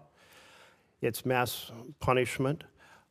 We have now children who are dying, and while Netanyahu has said he doesn't want to see mass starvation, he's drawing the line at mass starvation, but we're seeing real starvation right now, and I think we owe it to our connection and our close relationship to Israel to powerfully convey the importance of not just 5 trucks a day like yesterday or 100 trucks a day, but enough food to end the starvation. Is that a policy you can get behind? To ultimately rebuild and provide people a future in Gaza? To get behind enough trucks to end the starvation. Yeah, we've made that point. Look, I think ultimately, I don't think you would have seen the events of the last couple of days without our engagement, the engagement of others. Israel remains a strong ally. We're supportive. We understand why, for their security, Hamas cannot exist. We are also very happy to see that they have allowed aid to begin to flow, and we hope that that will continue. Concluding comment, Mr. Chairman, thank you for your tolerance. It's an important topic. Netanyahu did say he was responding to remarks and pressure from American politicians. I assume that's the administration saying that we, America, cannot accept mass starvation. But I would encourage you to push not for 5 or 100 trucks, but enough food to end the fact that children are starving and adults are starving, innocents are starving. Our close relationship, we need to end it. Senator McCormick. Thank you, Mr. Chairman, Ranking Member Shaheen, and Secretary Rubio. Good to see you. It's always great to have you here. Let me start with Iran. I'm deeply concerned, as I know you are, about Iran's nuclear ambitions, and I agree wholeheartedly with President Trump's view that there must be complete dismantlement of Tehran's nuclear enrichment capabilities. A key flaw, as you know, in the JCPOA was its failure to address Iran's support for terrorist proxies. And we've seen the horrific results of that. What assurances is the administration seeking from Iran on its support for terrorist proxies as part of the negotiations? Well, interestingly enough, the negotiations initially have been focused entirely at this point, although obviously we're aware of their sponsorship of terrorism in the region, including the Houthis and Hezbollah and other groups such as this, the militias in Iraq, and their efforts to get back into Syria. Right now, the focus at this point of this has been their enrichment capability, and they're insistent on enrichment capability. Ultimately, I would say that if in fact we have sanctions that are related, things such as sanctions that are related to the sponsorship of terrorism and their violation of weapons conventions and the like, their long-range munitions, those sanctions will remain. If those aren't part of the deal, then the sanctions will remain as a result of that. But initially, I could say that the focus of the conversations over the last few weeks with Mr. Witkoff and the Iranians has been on this enrichment matter, which is by far the sort of the core and most critical matter. As you know, the Iranian position is that they have a right to enrich as a matter of national pride, and our view has consistently been that they can have a civil nuclear program without an enrichment capability, and that an enrichment capability, in fact, would be weaponized at some point in the future, or could be weaponized, and that's a threat that cannot be accepted. Good, thank you. On Syria, I know that many of us are eager to work with you on implementing the President's plan to lift sanctions and protect key U.S. priorities. What assurances is the administration seeking in your discussions with interim authorities on counterterrorism priorities, including the fight against ISIS, during the process of lifting the sanctions? Well, ISIS hates the transitional authority, and they hate al-Shara, and they hate everybody in his government, and I think pose a grave risk to them. So I don't think the issue with them right now is a matter of willingness or a lack of willingness, it's a lack of capability. So there will have to continue to be a role to play in the interim period, both by the United States and our allies and the Kurds and others, in ensuring that ISIS cannot metastasize and grow. One of the most threatening things that we would face, for example, is an ISIS prison break, where suddenly you have a bunch of ISIS fighters loose on the streets and undermining the government. But I do think that part of this dynamic and why we're in a race against time is that every day that goes by that the transitional authority does not have control of the government and or of daily life in some extent, or able to provide basic government services, is a day that ISIS has the ability to reconstitute itself and grow as a threat, both to the transitional authority but ultimately to the broader region. So I don't sense from them a lack of commitment and desire to do something about it. I think, frankly, it's at this moment a capacity issue. They simply, at this moment, do not have the capacity to assume the anti-ISIS effort by themselves. But we hope that with a fully integrated Syrian military that includes the Kurds and everybody else, if you can have no other armed groups in the country except those under the authority of the Syrian government, then I think you begin to make progress. But we're not there yet. That's going to take some time to build, and we look forward to helping as much as we can and as much as little as they want. Along those same lines, as you know, Turkey has significant interest in Syria and has been, I think, an important part of the steps that have recently taken place. But our allies in Israel and Jordan are concerned about Ankara's ambitions there, especially in southern Syria. How are you managing those tensions and allied concerns as it relates to Turkey's role in Syria? Well, in the case of Israel, we've had conversations with them about this, what we view as an opportunity for Israel. If, in fact, Syria is stable and has in it a government that has no interest, as they have said, in fighting a war with, and the authorities there have said it. Now, obviously, you have to prove it, but they have said this is a nationalist project. They are seeking to build a nation. They're not viewing themselves as a launch pad for revolution. They're not viewing themselves as a launch pad for attacks against Israel. So we think this is an extraordinary thing. If, in fact, you have in Syria a stable government that encompasses all the elements of their society and has no interest whatsoever in fighting wars with Israel over borders or anything else, I think that's an extraordinary achievement for Israel's security. Obviously, they're concerned about the Turkish presence, and we've done some things to deconflict on that front. And I think one of the key points is going to be foreign military basing inside of Syria. And that is, at some point, the Transitional Authority will have to make a decision about whether they're going to allow foreign military basing. That includes Russians, but potentially the Turks have wanted that as well, especially in the central part of the country. Now, the Turks do have a presence in the north, as you know, and one of the things that our Central Command was very influential in doing is helping the Transitional Authority enter a preliminary agreement with Kurdish authorities in the north, which ultimately should lead to the Kurds becoming part of the broader Syrian government and broader security forces. And by the way, the Jordanians, despite concerns they may have been very helpful and very encouraging in our outreach to the Transitional Authority. Very good. Thank you. I yield the rest of my time. Thank you, Senator. Senator Schatz. Thank you, Chairman. Thank you, Ranking Member. Secretary, thanks for being here, and I appreciate our ongoing dialogue, even if we're in some disagreement about a number of things. I want to ask you, and I'm going to try to work the senator out of you here. A bunch of yes or no questions. They are not trick questions. Are you still the acting USAID administrator? Yes. Do you control hiring and firing at USAID?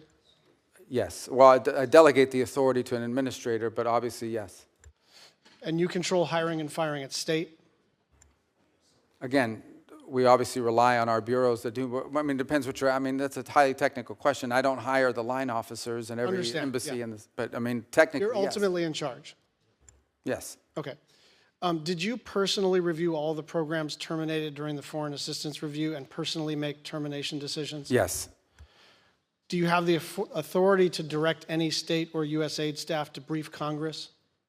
Yes.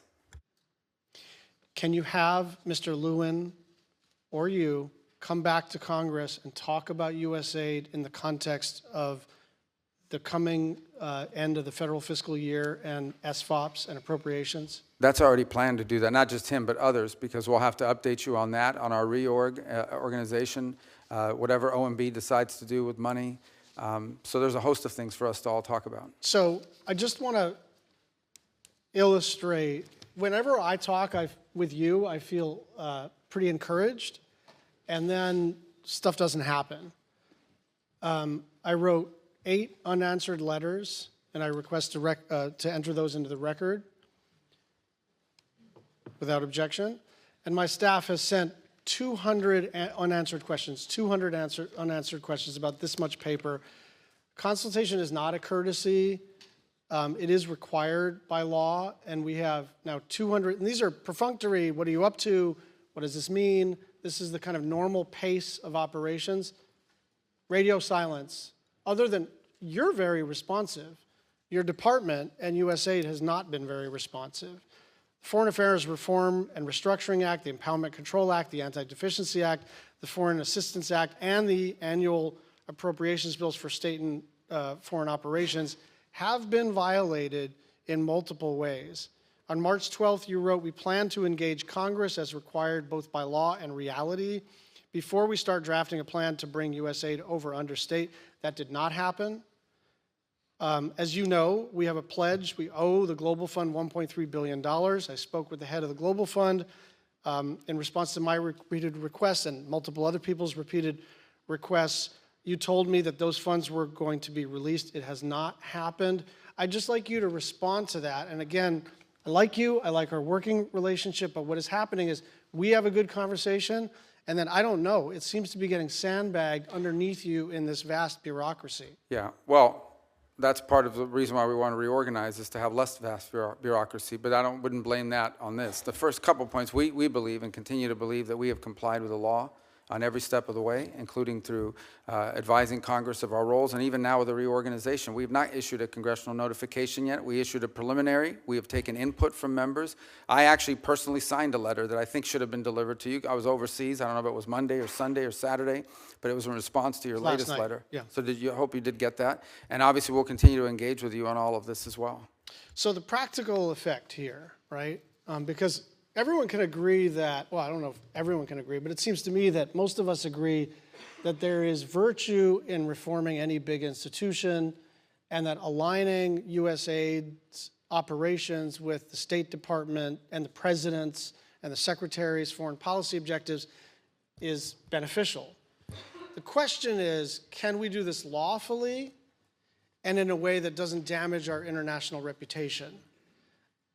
Mothers who have fled Boko Haram in Nigeria are watching their babies starve. Children in South Sudan are dying of cholera. Families are dying because they have been cut off from their HIV medications. There are about 103 deaths an hour. And so we can talk about the reorganization of the State Department, but this becomes quickly not an abstraction, not a normal public policy tug and pull, because the way that this has been done, set aside our disagreement about whether it's been done lawfully, it's been done in a just catastrophic fashion. And so on some level, that's water under the bridge. But what I want from you is a commitment to try to get an appropriations bill that is done on a bipartisan basis that reconstitutes the foreign aid enterprise. I think we can do fewer things. I think we can be more narrow in our focus. But you are pushing on an open door, and instead of pushing on that open door, you are lighting the room on fire. Maybe that was not your intent.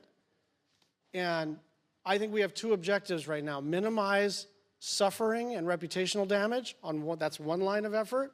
And the other is, how do we get back to the regular order where we can do a bill together? And I'd like your thoughts in the remaining minute and a half. Yeah, well, first of all, that is the intent here, right, is to rebuild the foreign aid enterprise under the State Department. By the way, it's something multiple secretaries of states before me have wanted to do, because we want foreign aid to be a part of our diplomacy toolbox and our way we engage the world, not its own separate entity, but all of it coordinated one with the other. So that's our hope on the reorg, and that's what we're trying to endeavor towards. I also don't think it's fair, by the way, you highlighted a couple points, like in South Sudan, there's distribution problems there. It's not just a program. PEPFAR is 85% operative right now. So you touched about HIV medication. Secretary, you are required to spend 100% of the money, not 85% of the money. But 15% of that is funding of programs that we've canceled. We're going to cancel those programs. We've rescinded because they don't reach the purpose of those are elements of individual programs, for example, that were not meeting the mandate of the program. They were not being delivered. We just the other day at the embassy level in Namibia identified fraud. where millions and millions of dollars of U.S. aid was found on the store shelves being resold into the marketplace. It was our ambassador who discovered it. We tried to work with local authorities to fix it, and it was not fixed. And he was weeping at the conference while announcing this decision because he'd hated to do it. And some of the places you highlight, it's important to remember, even if the money is distributed, sometimes it cannot be brought out, the aid does not reach people because armed elements in Sudan, in South Sudan, are impeding aid from reaching their intended recipients.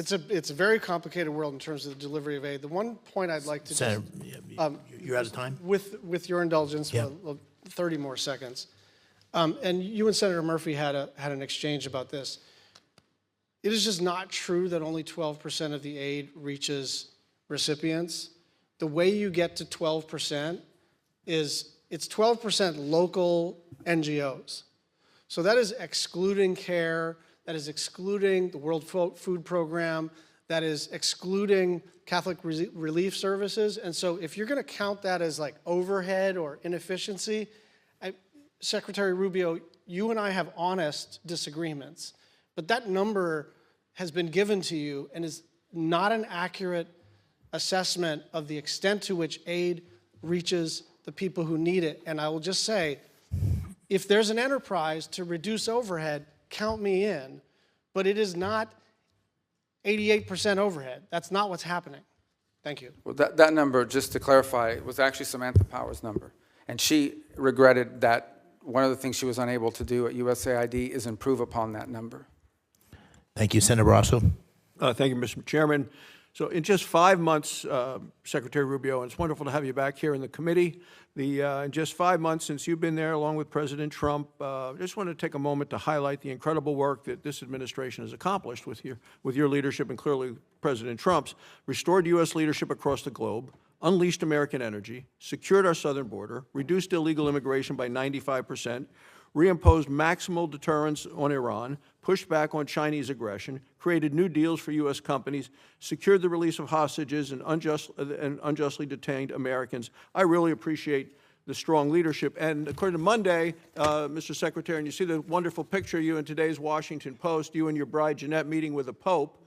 If you take a look up here, Marco, you're going to see this great picture of you. And yeah. Want to comment on that at all? What it was, I've done all these things, and you got to meet the Pope. A new Pope, an American. Well, I told people yesterday I started the morning meeting with the Pope, and I ended the evening at an event, a Kennedy Center event at the White House with the U.S. President, and they were both Americans. Amazing times. I want to talk about Iran, if we could. So in the first 100 days, the maximum pressure campaign against Iran came into full force once again. The administration sanctioned 72 entities, 14 individuals, 74 vessels, as well as 18 additional entities, including 2 Chinese-based oil terminals, 13 vessels. I think the maximum pressure campaign is working. We're already seeing a reduction in Iran's ability to fund destabilizing operations across the region. How does the administration plan to maintain this momentum and then continue with the talks that are going on? Well, I think it's clear for the Iranians. I mean, we're going to continue with sanctions until there's a deal otherwise. And by the way, there's also another set of sanctions out there that involve things like the sponsorship of terrorism and things of that they're doing. But when it comes to the nuclear program, until there's a deal, there's going to be sanctions. That's just the way it works. And so that's the president has issued an executive order for maximum pressure, and that's being executed on every single day. None of these are being slowed down while we're engaged in these talks. Ultimately, if we are able to reach a deal, then obviously that could be a part of it, but we're not at that stage yet. So look, we hope that there can be something done. These will not be easy. And by the way, one additional note on it is there's a separate set of sanctions out there, which are the snapback provisions that the E3 in Europe have. That's on another clock, completely different from ours. And I want to be clear about that. What they decide to do with their sanctions. Now, maybe we'll do a deal with Iran and they'll be satisfied with it and not impose their sanctions. But I met with the E3 again. What day is it today? Tuesday? I met with them maybe 4 days ago in Turkey. And they are moving forward on their process, independent from ours, that could impose additional sanctions as early as July, August, September, October, November, September, October of this year. I want to move to one of Iran's in the neighborhood neighbors with Syria. And President Trump met with the new Syrian president. He's urged the leader to deport foreign terrorists from Syria, help the U.S. counter ISIS. I want to just talk about ISIS, if I can, and the concern for the resurgence of ISIS. It's been a significant concern. about 2,500 active ISIS fighters operating in Syria and in Iraq, estimated 10,000 ISIS fighters in prisons in Syria.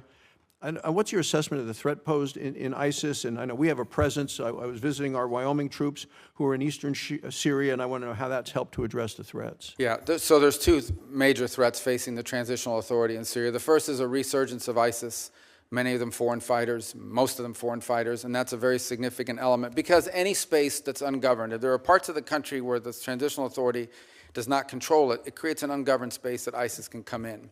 So that's the first threat. The other is Iran. Iran has not given up its efforts to gin up former Assad officials and others to get behind certain armed groups on the ground and stir up trouble as well in the country. So these are both threats. They're different, but they're related, and they pose two of the most serious threats to the Transitional Authority's efforts to create a nation state in in Syria that does not threaten Israel, does not threaten its neighbors, and is able to provide the life that the people of Syria want to rebuild for themselves, including many who are abroad, who have expressed a willingness or an interest in returning. And in fact, we've seen some of those people begin to return just because of the U.S. sanctions announcement. But we want that trend to continue because Syria will need them in order to rebuild their country and reclaim it. Can I talk to you about Gaza? President Trump's laid out a plan for Gaza. You recently said, we support a future for the people of Gaza that is free of Hamas and full of opportunity. How do you envision a transition to a non-Hamas security and governance in Gaza? Well, that's a central question and not an easy one to solve, obviously. We've engaged with partners. There was an Egyptian-led effort for a while. There's a Saudi effort now. We've obviously engaged with our regional partners to come up with the constructs of what that looks like. Not to be frank, I mean, in the midst of the conflict ongoing, most of the attention has been paid to the humanitarian situation and the freeing of the hostages and multiple failed efforts at a ceasefire, which are ongoing and continue, and the hopes of ending this and the cessation of hostilities at some point. But thought has been given to it. But I think at the core of it is, I think we can find the funds to do it. I think you can find the partners to do it. I think the central question for the future of Gaza is going to be who governs it. Because as long as there's a group like Hamas there, it's going to be very difficult to envision long-term peace and prosperity. So whether it's Hamas or some successor organization that spins out of it, that has to be a factor that you eliminate. And one of the ways you prevent it is by having a governing authority on the ground in Gaza that can provide the security necessary to allow there to be the peace necessary so you can have the prosperity we hope for. I want to talk, last question, in terms of American energy. Last year the Biden administration chose to pause approvals of pending LNG exports. We know that Europe needs those. It created a lot of uncertainty. President Trump has promised in his unleashing American energy, he's removed a lot of the obstacles. Our LNG exports have surged. I think it's going to help in Europe. European countries have increased their purchases of U.S. LNG. How has lifting this pause that Biden put on here restored confidence in America as a reliable partner to Europe? Well, obviously, I was just commenting a moment ago, I believe on Saturday, the first LNG shipment reached Italy. And there are other countries that are building terminals to receive it as well. So the fact that the United States joins now in the world as a reliable long-term source of liquefied natural gas as an export, I think improves our ties and our partnerships around the world. And it's a need for us because we have the capacity to export it and to develop it, and it's a need for our allies who need to diversify and in some cases make less dependent their system of generating electricity. It's a fundamental problem for multiple countries, for example, in Europe. It's not just the energy they need now, it's the energy they're going to need in the years to come. If you do an audit of where they're going to wind up needing, they don't have any way to generate that now unless they rely on things like U.S. exports of LNG. And that alone even won't be enough. They're going to have to find some other resources as well. Thank you, Mr. Secretary. Keep up the great work. Thank you, Mr. Chairman. Thank you, Senator Barrasso. Senator Van Hollen. Thank you, Mr. Chairman. Mr. Secretary, you and I served together in Congress for 15 years. We didn't always agree, but I believe we shared some common values. A belief in defending democracy and human rights abroad, and honoring the Constitution at home. That's why I voted to confirm you. I believed you would stand up for those principles. You haven't. You've done the opposite. And you used to speak with conviction about the importance of foreign aid as a tool to advance American values and interests. Then you stood by while Elon Musk took a chainsaw to USAID and other assistance programs. That has left a staggering toll. Broken trust with countries, openings for China and other adversaries, and countless preventable deaths of children and others. Take Sudan, for example. The freezing of U.S. humanitarian assistance forced the closure of nearly 80% of the emergency food kitchens there. 2 million famine-affected people were left without access to food. People died because of those actions. Mothers, fathers, and children. Tons of emergency food that could have saved their lives was left rotting in warehouses because you and Elon Musk refused to let USAID do its job. Sudan is a country where, by the administration's own determination, a genocide is unfolding in Darfur. But here's where it goes from cruel to despicable. While cutting off food aid to Sudanese families living through an actual genocide, you're fast-tracking white South Africans for refugee status under a manufactured claim that they are the victims of genocide. You tried to block the admission of individuals who had already been approved to come here as refugees while making bogus claims to justify granting such status to Afrikaners. You've made a mockery of our country's refugee process, turning it into a system of global apartheid where political ideology and race, more than truth or need, matter. And while you've turned away from a genocide in Sudan and invented one in South Africa, you teamed up with President Trump to throw the Ukrainian people under the bus and have been played like a fiddle by Vladimir Putin. Of course, Donald Trump not only said he would end the war in Ukraine on day one, he also said he would end the war in Gaza on day one. And yet last week, you were all running around to Gulf states, giving away very sensitive American AI and chips technology, but doing nothing to end the war in Gaza and get the remaining hostages returned. You know that for 78 days, the Netanyahu government did not allow a scrap of food to enter Gaza to reach over 2 million civilians. 57 children have died from malnutrition so far, and more than 14,000 children are in imminent danger of dying of starvation. As Cindy McCain said last week, and I quote, "Families in Gaza are starving while the food they need is sitting at the border." That is a gross violation of both U.S. and international law. What did you do? Nothing. Not once did you publicly call upon the Netanyahu government to end the blockade. Fortunately, other countries spoke out, and now we see a tiny trickle going in. Where have you focused your energy instead, Mr. Secretary? Well, your first trip as Secretary of State was to El Salvador, not to promote democracy, but to cozy up to President Bukele, who calls himself the world's coolest dictator. The result was a cash for collusion deal to deprive people living in America of their constitutional rights to due process. The Supreme Court, in a 9-0 decision, instructed you to facilitate the return to the United States of Abrego Garcia, who the administration admitted was wrongfully deported to El Salvador. Your response? You've openly flouted judicial orders. When asked whether you have been in touch with El Salvador to return Abrego Garcia, you boasted, quote, "I would never tell you that. And you know who else I would never tell? A judge."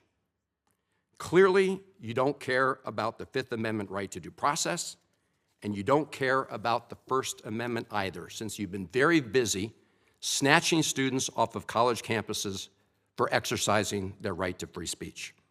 You dredged up a relic from the McCarthy era to claim that student protesters posed a threat to the foreign policy of the United States.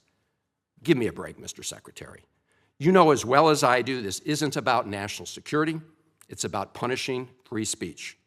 And you know that in America, the government doesn't get to use its power to punish speech it doesn't like. Yet in March, you boasted about revoking student visas, saying, and I'm quoting, "We do it every day. Every time I find one of these lunatics, I take away their visa," unquote. Let's look at one of those lunatics, Mr. Secretary, Ms. Ozturk. Her crime was co-authoring an op-ed in her college paper critical of Tufts University's response to the war in Gaza. Your own department found 0 links to terrorism, no anti-Semitic statements, but you still yanked her visa and shipped her off to detention in Louisiana. And the list goes on and on. The federal judge in the case of Mohsen Madawi, who was the Columbia student who was ambushed by federal agents at his citizenship appointment, said, and I quote, this is the judge, "Legal residents not charged with crimes or misconduct are being arrested and threatened with deportation for stating their views on the political issues of the day. Our nation has seen times like this before, especially during the Red Scare and Palmer raids. Like the McCarthy-era witch hunts of the 1950s, your campaign of fear and repression is eating away at foundational values of our democracy. Back then, it took one voice, Attorney Joseph Welch, to cut through the hysteria with the simple question that marked the beginning of the end of that shameful era. He asked Senator McCarthy, have you no sense of decency? And I would ask you the same, Secretary Rubio. But you have shown through your words and your actions what the answer is. And I have to tell you directly and personally that I regret voting for you for Secretary of State. I yield back. May I respond? You may say. Well, first of all, your regret for voting for me confirms I'm doing a good job based on what I know. Well, that's about just your a record flippant and what you statement, stand Mr. for. Secretary. Can I respond, Mr. Chairman? You may. I didn't ask Senator, question. please let the Secretary have I'd be the floor. happy to, but then I can respond to his Your time's up, Senator, and willfully used, I might add. Your remarks do not represent the view of this committee. Well, Mr. Secretary, please. Well, I'd like to. I can't respond to everything he said because much of these are untrue, but I'll go through a few. First of all, I'm actually very proud of the work we've done with USAID. For example, I don't regret cutting $10 million for male circumcisions in Mozambique. I don't know how that makes us stronger and more prosperous as a nation. I don't regret psychosocial support services. I raised USAID. Sudan, Mr. Secretary. Can I respond, Mr. Senator, Chairman, or do I? Senator, I'd ask you to suspend. You had 7 straight minutes of I chose really to not- use my time that way, Mr. Chairman. That's my right to Please use suspend my time that way. Secretary Rubio. Well, I can go on. I mean, there's other things here. We spent $227,000 for Big Cat's YouTube channel from USAID. We spent $14 million for social cohesion in Mali, whatever the hell that means. So I can go on and on. I got the list here, and there's more. I didn't even bring the whole list. In the case of El Salvador, absolutely. Absolutely. We deported gang members, including the one you had a margarita with. And that guy is a human trafficker, and that guy is a gangbanger, and the evidence is going to be clear. In the days to come, you're going to see who you went to defend. Senator, I'm sorry, please, Mr. Chairman. Secretary No. Rubio has the floor. Mr. Chairman, he can't make unsubstantiated Senator, comments like that. Secretary Rubio has the floor. You had Secretary your time. Rubio should take that testimony to the federal court in Senator, the United States because well, he hasn't done it under oath. Here's another point, okay? There is a division in our government between the federal branch and the judicial branch. No judge in the judicial branch cannot tell me or the president how to conduct foreign policy. No judge can tell me how I have to outreach to a foreign partner or what I need to say to them. And if I do reach to that foreign partner and talk to them, I am under no obligation to share that with the judiciary branch. Just like a judge cannot order me to negotiate with a foreign minister of Russia, they cannot order me to negotiate with a foreign minister or the president of El Salvador. And if I did negotiate with them, which we have responded to them, and we've told them, we've had communications with the president of El Salvador, I am under no obligation, under our division of powers in this country, and to share with the judicial branch how I conducted diplomacy of the United States. It would actually be counterproductive. If I started sharing with courts, or frankly, with the media, my conversations with foreign leaders and all of their details, no foreign leader would talk to me again, and we would break trust with them. So I have complied with every court order. What I won't comply with is an order to disclose what I'm saying and what we're talking about with a foreign leader, because then they won't talk to me. Diplomacy doesn't work that way. About the student visas, let me say this. I don't deport anybody, and I don't snatch anybody. The State Department does not have officers in the street snatching everybody. What I do is revoke visas, and it's very simple. A visa is not a right. It is a privilege. People apply for student visas to come into the United States and study. And if you tell me that you're coming to the United States to lead campus crusades, to take over libraries and try to burn down buildings and acts of violence, we're not going to give you a visa. Is that what Ms. Ostork did? We're not going to give you a visa. Is that what she did? Come that, on, Mr. Secretary. And every single one of these blowing cases, the smoke factors here are now. different. Senator, the bottom line is, if you're Senator, coming here to stir up trouble on our campuses, we will deny you a visa. And if you Does have the a First visa Amendment and we find apply you, to we'll people revoke living it. in the United States? And we're going to do more. There are more coming. We're going to continue to revoke the visas of people who are here as guests and are disrupting our higher education facilities. People are paying money. These kids pay money to go to school, and they have to walk through a Writing an bunch of op-ed lunatics to the who are tough here on student newspapers visas. disrupting the Simple foreign as policy of the that. United I want to States. do more. I hope we can That's find more of these people. pathetic, Mr. In fact, the other Secretary. day, some guys led a riot. I forgot what university it was, and I asked, please, can you find the arrest records of all the people that were arrested at that riot at that campus? Because if any of them have a visa, we're going to revoke it. I feel so much safer All right, when you let's, lock up people like Ms. Osterg, Mr. Secretary. We've had enough time on the subject. Thank you very much. And we're going to move to Senator Lee. Mr. Secretary, it's very good to have you back here. I want to say it's good to see the fauna in its natural habitat, but it's more like its former habitat, because your current one is also where you naturally belong. And I, for one, I know a majority of us feel the same way, have every confidence in your ability to serve us, and are very grateful for your service. One of the many things that I've always liked about you and I always agreed with you on is your clear-eyed vision for the Western Hemisphere. You seem to share the understanding many of us have, which is that we've been blessed as a country throughout our 250-year existence by the fact that we're protected by a big ocean to our left, another big ocean to our right, and friendly neighbors to our north and south. Those natural barriers are good for us and gave rise to the Monroe Doctrine and things like that. And I appreciate the fact that we now have a Secretary of State who understands and appreciates the importance of the Western Hemisphere. So I want to ask you where the Western Hemisphere fits relative to other regions of the globe and, with the current administration. Now, as I understand it, the America First Opportunity Fund is intended to support, quote, America's most enduring and critical partners. As you, as Secretary of State, work to realign State Department priorities and funding programs with our national interests, will the countries in our immediate periphery, those in our hemisphere, our neighbors, be counted among our most critical partners?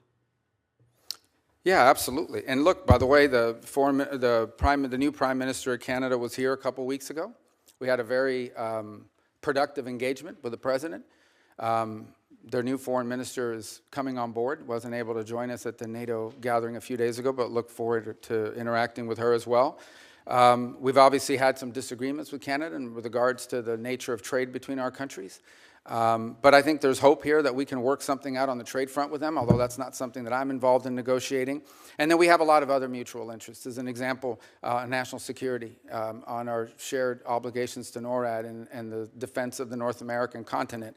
They've been a strong partner, and we look forward to building on that. And one of the most encouraging things is that Canada, that has historically not spent a lot of money, at one point less than 1% of their GDP on the military, it's now increasing, has made a pledge to get to 2%, and has signed on to the NATO pledge to get to 5% over the next decade. So I think that's going to strengthen our partnership as well in providing security to our hemisphere. Thank you. I want to touch next on the contributions to international organizations account. This multi-purpose account has been used to facilitate U.S.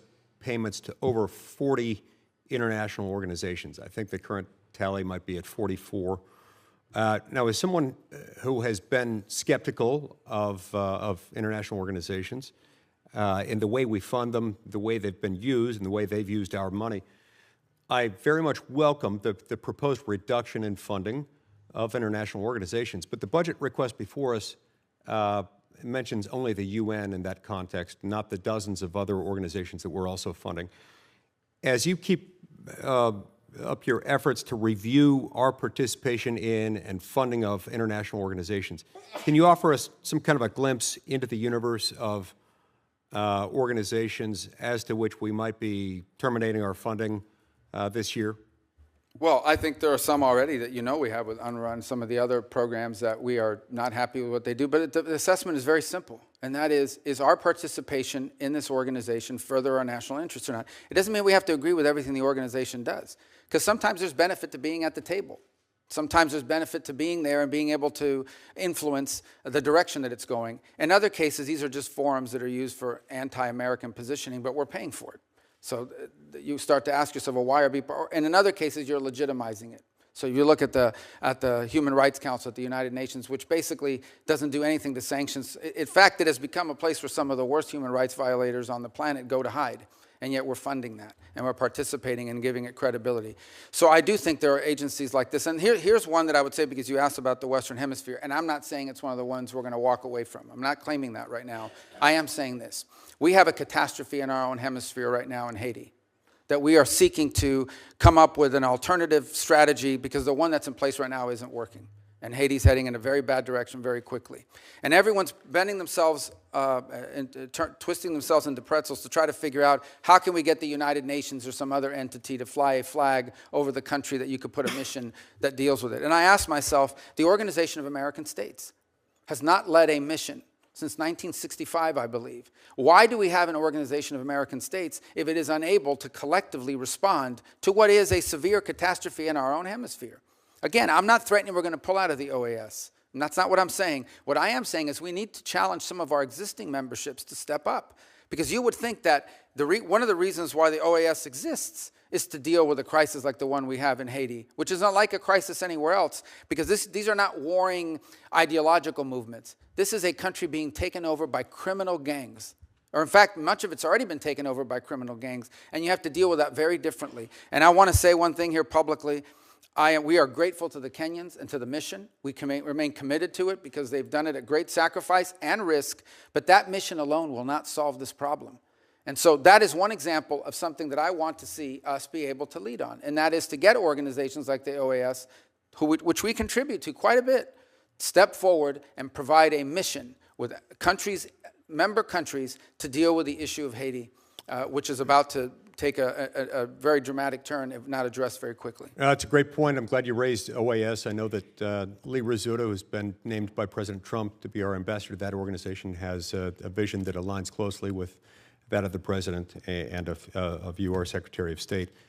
Now, the Biden administration used the Development Finance Corporation as yet another vehicle for pursuing international climate alarmism with U.S. funding. Under the Biden administration, the DFC committed $20 million for sustainable tilapia production in Kenya, $50 million to purchase new vehicles for a car rental business in Ukraine, and $350 million for wind power in Turkey. These are just a few examples.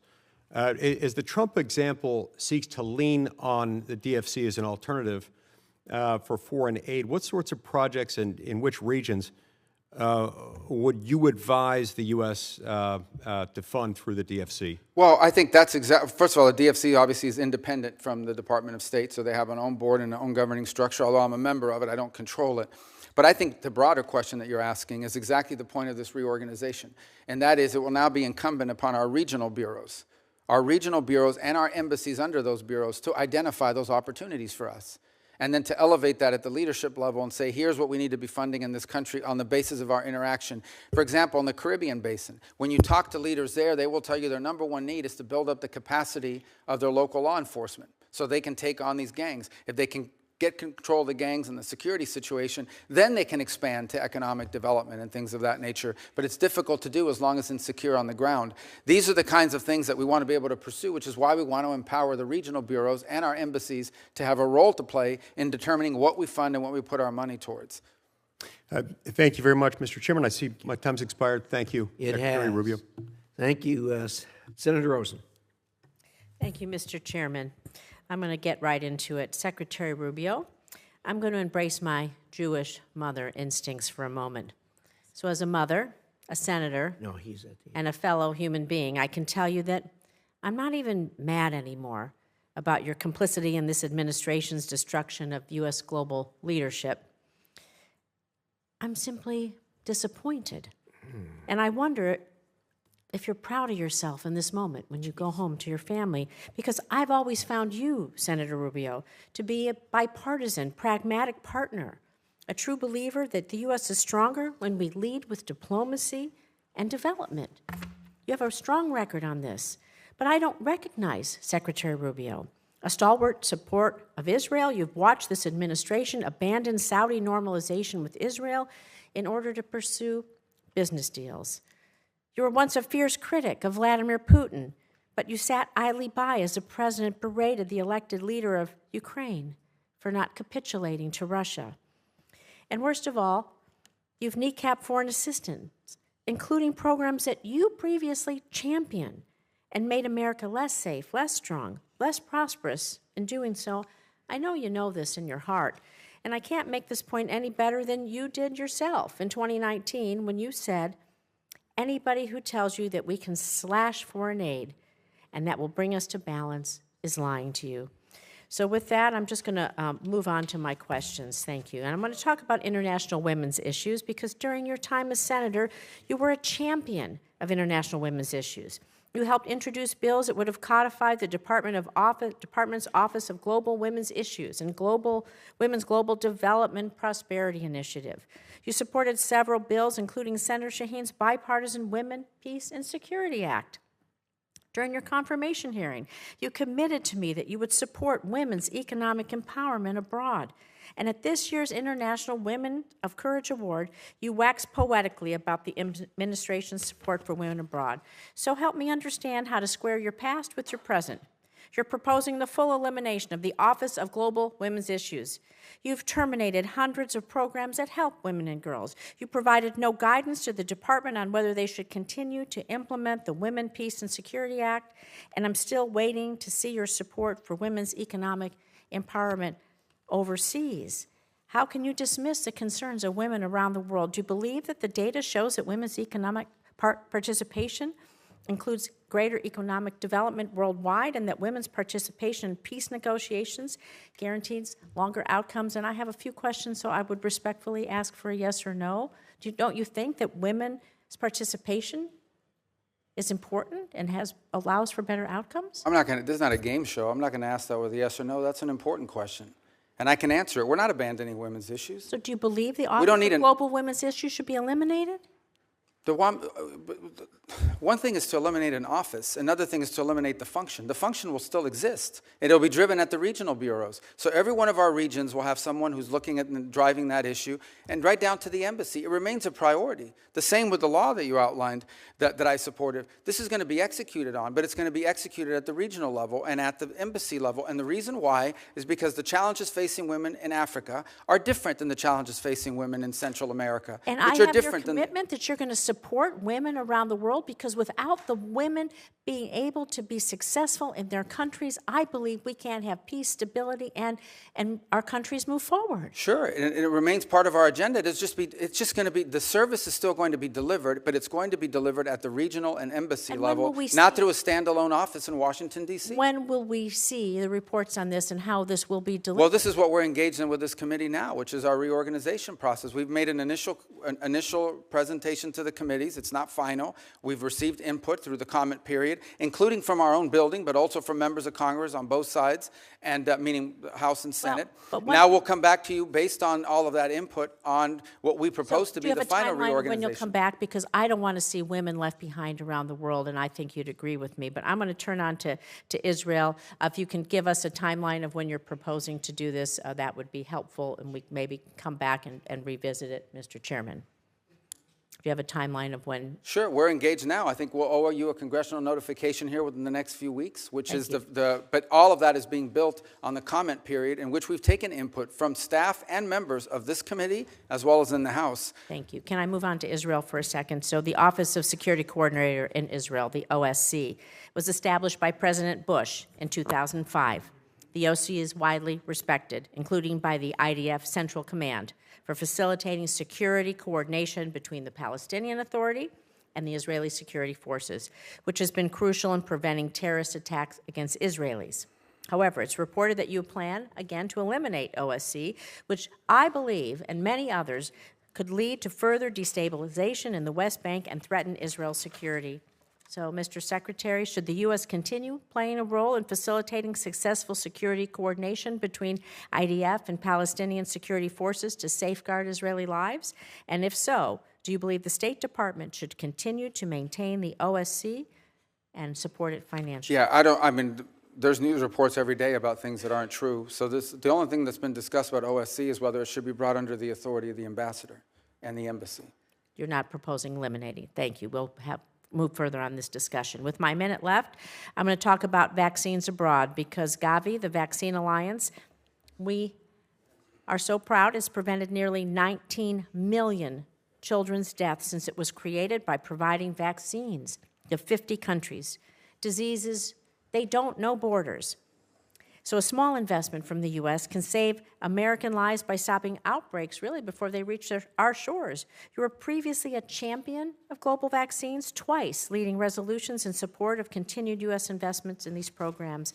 So, Mr. Secretary, again, do you consider vaccines, including for malaria, Ebola, to be life-saving?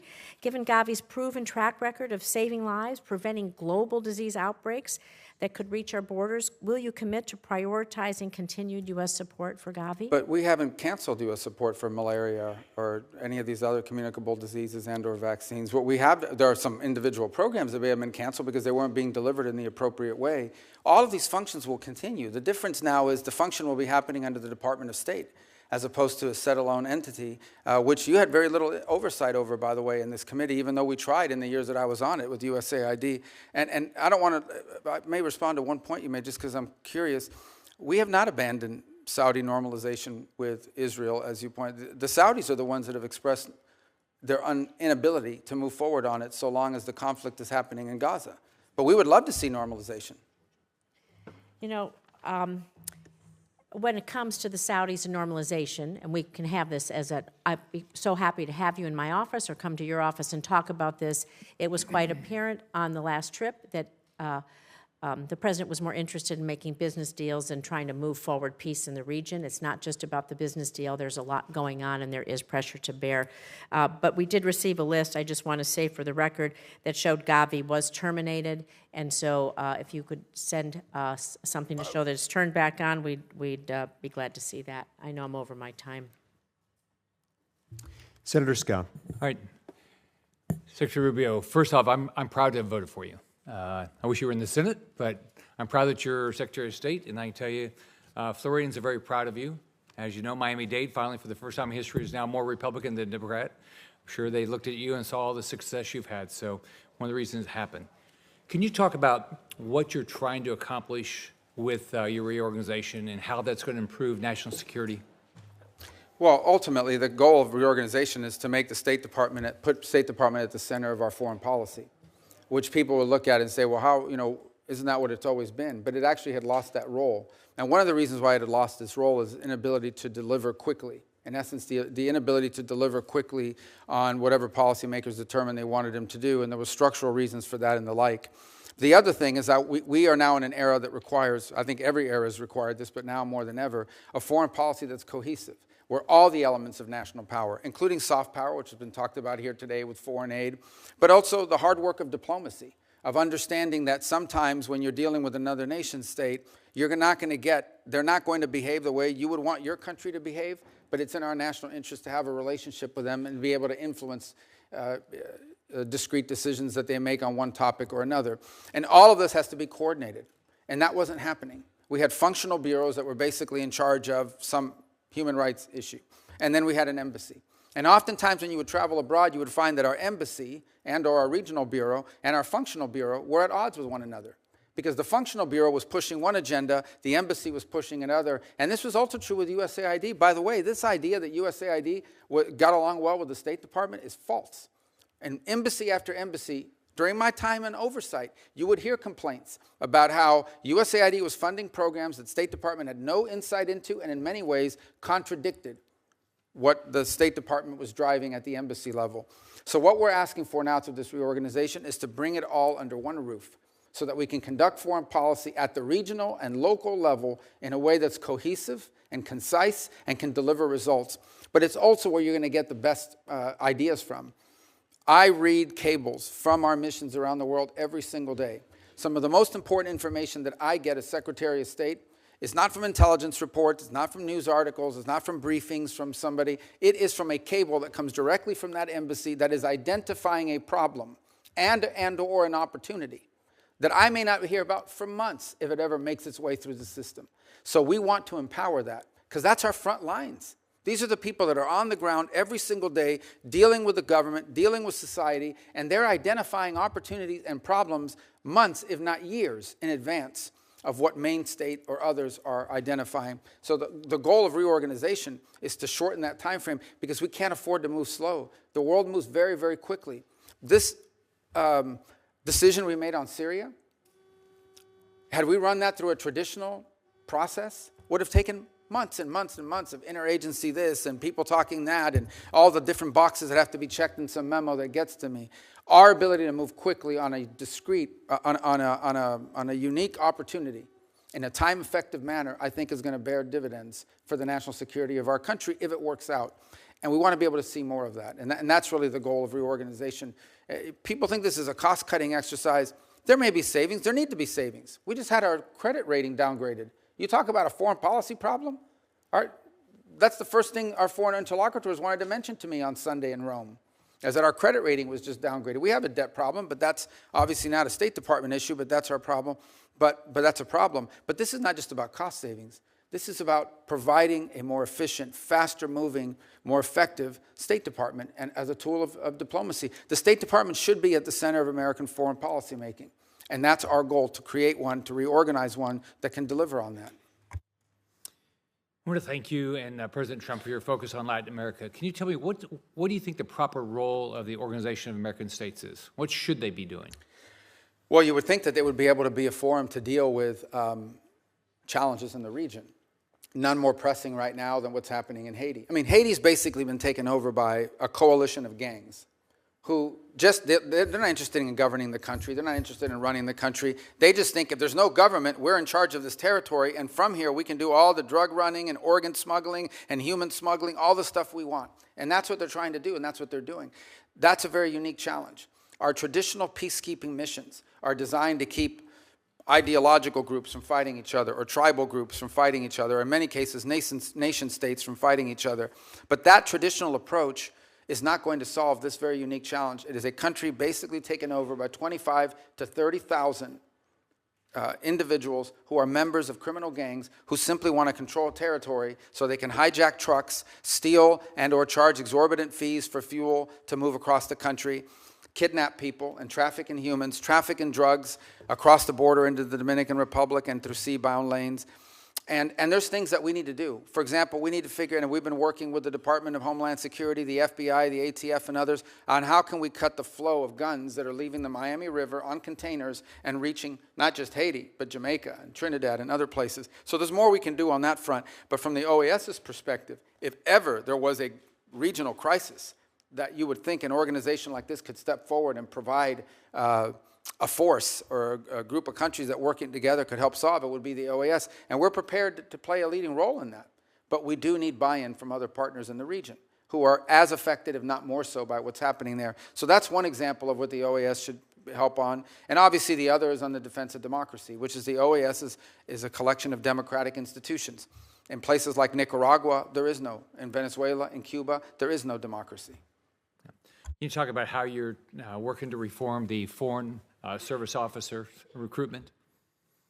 In terms of reforms? Well, two things we're doing. On the promotion board, we're not getting rid of the promotion board. I read some the other day. We have simply suspended it for a month while we reevaluate how we promote people. We want to promote people on the basis of how good they are. I know this is a shocking view, but we want to promote people on the basis of how good they are. And frankly, on occasion, you will find that a more junior officer, meaning they've only been there 10 years instead of 20, is really good and deserves a promotion. And if you don't promote them, they're going to leave the Foreign Service. The same is true for how we recruit people. We want to widen the base of people. And in fact, one of the things we've thought about is, are there people in the middle of a career doing something else in the private sector that are interested in entering diplomacy? There was a program to do that back in the 1980s, and it was very successful. Maybe these are people that will give us 15 or 20 years in that regard. So we are looking to expand our talent pool, but ultimately, we are also seeking to have a system internally where we are rewarding merit and performance, and not simply seniority or where you are in the pecking order based on how long you've been there. And that doesn't mean that if you've been there a long time, you're not good. But it means there are some people that haven't been there as long that are just as good or not better. And we want to make sure they're promoted, because if not, we're going to lose them. We're going to lose them to the private sector. Thank you. You're doing a great job. Senator Booker. Thank you very much. Marco, first of all, I just want to say I agree with what you said about it being a foreign policy crisis, the great debt and the downgrading that we just saw. To be pushing a bill right now that would add $2.7 trillion to our national debt is just outrageous. And I've been grateful for the small group of Republicans here in the Senate and a number in the House who have just called this out as plain as it is. To do this now will shake America's economy, give tax breaks to the wealthiest amongst us who are doing quite well, and not help with the current economic crisis we're facing. But that's frankly just something I didn't want to talk about right now. Where I really want to just continue our conversation about Sudan, and I know you know, as was said passionately by one of my colleagues, the gravity of the crisis that's over there. Full stop, it's the greatest humanitarian crisis on the planet Earth. There's ethnic cleansing going on, an active genocide as described by our own government and others. And people are fleeing right now with the recent attacks on Zamzam and more, but I know you're very aware of this. What I want to ask you about specifically is that not only did you acknowledge the genocide and say, I quote, being backed by countries that we consider allies elsewhere in the world. This is being fueled, you were saying. We must draw a clear line on that. You specifically mentioned the UAE, and you said, and I quote, take UAE, for example. They are an important partner in the Middle East, but we must be clear they are currently supporting an entity that is carrying out genocide. I'm just wondering, have you been able to draw that clear line in your conversations with the UAE, specifically addressing the issue of the supplying of arms? Well, again, and I wasn't satisfied when people would answer this way when I was sitting on that side, but now on this side with diplomacy, you always want to be careful what you say publicly, because then people don't want to talk to you if they think it's going to happen in the future. Let me say this, we have expressed, not just to the UAE, but to other countries, that they are turning it into a proxy war, that it's destabilizing the region, that in fact it's creating an environment, not just in Sudan, but it's threatening to destabilize. I mean, South Sudan already faces pretty substantial challenges, but some of that threatens to spill over and make it even worse. If I can interrupt, Marco, because I think your answer is justifiable. The UAE is a vital ally to the United States and a lot of other critical areas of the world. But it doesn't serve their interest. But my point is, it doesn't serve the interest of some of these countries involved to continue to pursue this route, because instability there is going to create a breeding nest for And I guess what my hope is, radicalism. and I know you and I can have further conversations privately, is that we are pressing hard on those people that are fueling the conflict. But I want to ask the next part of this question is, the U.S. leadership is critical to end this. This is actually something that we can achieve, not only alleviation of the suffering, but an end of this. If a humanitarian corridor is created and respected, this is something we can help to do. Finding diplomatic resolution to the conflict is something we can do. Now, there's a bipartisan commitment in this committee, mandate to appoint a special envoy for Sudan. We know that that kind of leadership can help address this the worst crisis on the globe. Time is not in our favor. Are you going to get a special envoy appointed, as colleagues on both sides of this aisle want to happen? We do. We want to. We'd love to have somebody in charge of that. We have a similar arrangement with DRC, Rwanda, and have seen it play dividends. Mr. Secretary, all I'm looking for is a sense of urgency and an answer yes. Yes, the answer is, but we have to find the right person, and that's the challenge. Next, 30 million people in Sudan require humanitarian assistance. In February, it was reported that, and you heard this passionately, that the freeze in humanitarian assistance is causing untold suffering. I was there myself in Chad last year and saw the role that we were playing. And frankly, I saw how great American companies like Plumpy Nut here were doing good, a double bottom line. They were helping to alleviate the crisis over there, as well as helping American businesses here. I just am hoping that you can say that you will commit to resume and even surge United States humanitarian assistance, particularly food aid, as soon as humanly as possible.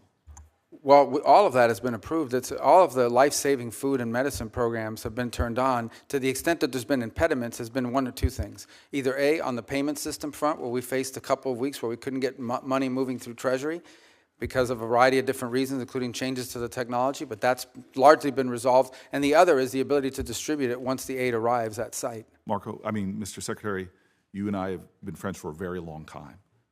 A sense of urgency is what I'm asking for right now. that every day that we delay or that we don't plow through the line of defense here, that's stopping this from happening. People are dying. I know you, and I know we can do better. And as you and I both were taught back in the days we were playing football, better is possible, good is not enough. I want to move to my next question for you. Is the refugee camps, the U.S. main corridor to life-saving assistance, which I said to you I visited, I'm just hoping that we can make sure that we are doing more. And I'll be specific in an example of another area. Despite the escalating humanitarian crisis, the United Nations Humanitarian Air Service is vital.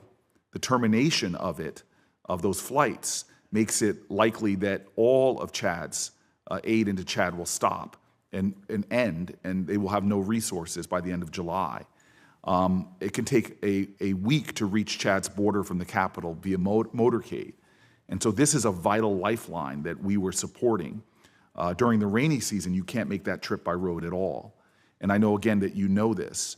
Why was the award terminated for these flights? It is, to me, this is just very plain. This is the lifeline. And it was denied a waiver, which we reached out for. It's just, again, a very plain way that we could save lives. And I'm not sure if it's just because it had the UN in the title, but can we get a resumption of these flights that will literally save lives by getting the resources? I think the answer to your question is that while you were talking about a mode of transport versus the actual aid, and I understand how important that is, then the question is what percentage of responsibility the United States should bear in comparison to other countries that have capability and are actually closer to the problem. So there's a broader issue here, and that is there does come a point at which we have to understand that the United States, there's great causes all over the world, and I'm not speaking specifically about the flight because I owe you a specific answer on that question. I don't recall that waiver. I don't recall the denial. Marco, that's all, excuse me, Mr. Secretary, that's all I'm looking for. But all I want you to understand is that not every program we've ever funded is going to be funded in the future because we have to balance these things. Mr. Secretary, I am aware of that. I just want an answer. I mean, this is like Schindler's List. Doing a little more saves lives. And I know we are more capable than we are right now. And I'm asking for that answer. I'll get you the answer on the flights. And the flights and some of the other things I mentioned. And I'm happy to work with you on the special envoy. There are people on both sides that are willing to do that.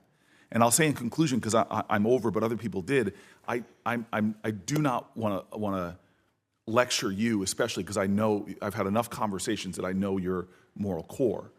But what my colleague brought up very passionately about the Afrikaners, I want you to know as a person that talks to countries and leaders like you do all over Africa, they are already seeing us not prioritizing ambassadors.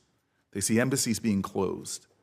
But the torrent I got on the Afrikaners reminded me of the torrent I got from African leaders when the president called those countries like those in Africa shithole countries. The anguish and the anger and the disappointment and the feeling of double standards. So just from a diplomatic range, where we're in a competition in many ways on that continent, that you and I talked in your confirmation hearings about the profound moral urgencies, economic opportunity, security mandates, the cooperations with these countries. We have got to do a better job, in my opinion, and I've worked with you on these issues when you were a senator, diplomatically in prioritizing these issues. And I will partner with you in any way possible to make sure that we are addressing what I believe is a diplomatic shortfall right now in advancing American interests on the continent. If I might just real quick, we haven't closed any embassies, so I think people are responding to like articles talking about the potential for embassy closures and things of that nature, but we haven't closed any embassies. And we have been engaged. Listen, Africa, to me, is one of the priorities that I've set for us in terms of our global view because of the opportunities, because of the youth of the continent, because of explosive growth that we're going to foresee. And as an example of it, one of the things we prioritized, which a lot of people thought was intractable, was trying to reach a peace agreement between the DRC and Rwanda. Now, it's not done, but we brought them both here to Washington, D.C. about a month ago. They signed a memorandum of understanding. The negotiations are moving forward. They're actually moving forward very well. Our hope is to arrive at a peace deal there that ultimately ends what was turning out to be a very brutal and difficult conflict. So I take your point on Sudan and the need for an envoy. We would love to find the right person to handle that portfolio because it has to be the right person. And we have played a supportive role. For example, the UK, about a month and a half ago, led a Sudan summit in London for a day, where a lot of other countries, well, we sent someone, we've offered to be helpful and work with them on it. But a lot of other countries either didn't make commitments or didn't live up to the commitments. The summit sort of was a minor disappointment because while everyone talks a big game around the world about it, they're not stepping up. But I take your point. I'll get you your answer on the flights because I'm not aware of that specific waiver. And on the envoy, we'd love to work with you to find the right person. And the ambassadors and other things, I'll reach out to your office on. Senator Cornyn. Thank you, Mr. Secretary. I'm proud of my vote for you. To confirm you as Secretary of State. We all know you well, having worked with you for many years. We know of your the qualities that you bring to this job, and I think you're exactly the right person for this job in a very dangerous and turbulent world. When I look at what you and the administration has done just in, I mean, it's May the 20th, January the 20th, President Trump was sworn into office, but just a few of the things that have happened during that time, obviously the critical minerals deal in Ukraine, the Pakistani-Indian conflict, which could have resulted in a nuclear conflict between two nuclear-armed countries, things back closer to where I live, the Mexican water deal that was negotiated with Mexico. I'm frankly amazed at your stamina and what you and the administration have been able to do in a short period of time. And listening to some of the criticism that I've heard this morning, it reminded me of a quote from NFL quarterback Aaron Rodgers talking about dealing with criticism, things he wished he had known when he was younger. And he said, never listen to criticism from somebody that you never would have taken advice from in the first place. But let me ask you specifically about two issues. One has to do with Ukraine and peace negotiations. I applaud you and the administration, and particularly President Trump, for initiating these negotiations between Ukraine and Russia and try to bring a peace, or at least a ceasefire, between these warring countries. This is enormously dangerous, as you know better than most, because it could easily spill over into the rest of Europe, result in NATO becoming involved and the like. But I wonder what you believe Mr. Putin's motivations are. Do you think that he is engaging in these negotiations in good faith, that he intends to give something in order to get something, or not? Well, I think that's, on the question of Putin, I think that's still an open question. I think he approaches it, we have to assume, from a cold, calculated cost-benefit, nation-state evaluation of what's in the best interest of his view of Russia. What I'm pretty certain of is this is not the war he thought he was getting. When he first invaded Ukraine, I think he anticipated that the government would collapse and that he would be greeted as a liberator, and it has not turned out that way. And in fact, Russia today controls less territory than they did after the first 2 months of the war. So they've suffered significant losses. They've suffered the losses of at least, by some estimates, 250,000 men in uniform, and the Ukrainians have suffered less, but nonetheless suffered as well. It is a battlefield today in which the front lines move 10 kilometers at a time in one direction or another. Even if they're advancing at a tremendously high cost. But the challenge Russia faces now is their entire economy is built around the war effort. Their entire economy is built around munitions production and, frankly, around the fact that you've deployed about 1 million to 1.5 million people to the front lines, and they're making a lot more money fighting a war than they would in the private sector. So I think that that's potentially a challenge here in terms of bringing this war to an end. What we've tried to do is find any way forward to end this conflict. We think it is costly, it is deadly, it is disruptive, and we want to see it end. We want to see it end because of the destruction to Ukraine. We want to see it end because of the strains it's placing on the budgets of countries, neighboring countries, and the fears that it's stirring up in their regard. We want to see the conflict end in a way that's enduring. meaning not a peace that lasts 3 months and then restarts again, but something that's enduring, that both sides could live with for a long period of time without it restarting again. And that's hard. There's a reason why. This an effort that I wish would have started 2 years ago, but it's starting now. We've done the best we can because we are able to talk to both sides. Obviously, only one side is getting American aid, and only one side is receiving American sanctions. But nonetheless, we think it's important to preserve our ability to talk to both sides. The president is fully aware and has intimated on a number of occasions that he has options available to him in the sanctions field that he could pursue if, in fact, he determines that Putin is not interested in negotiating. But by the same token, I think the president is very committed to ending the dying, ending the bloodshed, ending the destruction, and he wants to preserve, as long as he possibly can, the opportunity to influence both sides towards peace. The minute you do certain things, your influence over one of the two sides to at least lead to peace really diminishes. And then we're back to where we were in January when he went into the White House, which is with no one had a clear path forward. I mean, there had been no... The first time Russians and Ukrainians have actually met directly and spoken was 3 days ago in Turkey. They had not spoken since the Istanbul process in 2022 had failed. So there are 1,000 prisoners that are going to be released from both sides from a humanitarian standpoint. That's good. What we haven't seen yet is moves towards peace. It's our understanding that the Russians are going to write up terms for what they would require in order to reach a ceasefire that then would allow broader negotiations. We await those terms, and then we'll have a much better understanding about Mr. Putin's calculation once we see what those terms look like. So to quote you, the jury's still out. These are complex conflicts, obviously, that are difficult to bring to bear, and there are a lot of other things playing at stake. But I do think that whatever offer Russia puts on the table, if in fact they do, as they said they were going to do, they put an offer on the table and say, if this happens, we agree to a ceasefire and further negotiations. I think that offer will tell us a lot about their intent here in the short term. Well, I applaud your and President Trump's efforts to try to bring a ceasefire and hopefully a peaceful outcome to this terrible bloodshed, which has devastated both sides, the Ukrainians and the Russian people. Since you wear multiple hats, including as the archivist and Secretary of State, one of those that you wear is the National Security Advisor, and I want to talk a little bit about the Indo-Pacific and the threat that we face from a potential conflict there. I am delighted to hear President Trump repeatedly say he believes in peace through strength. And I think that is exactly right. I think that's exactly the right approach. But I worry that the United States and our allies are not ready for what could be a conflict initiated by President Xi as early as 2027, when he's instructed the People's Liberation Army to be ready to take Taiwan.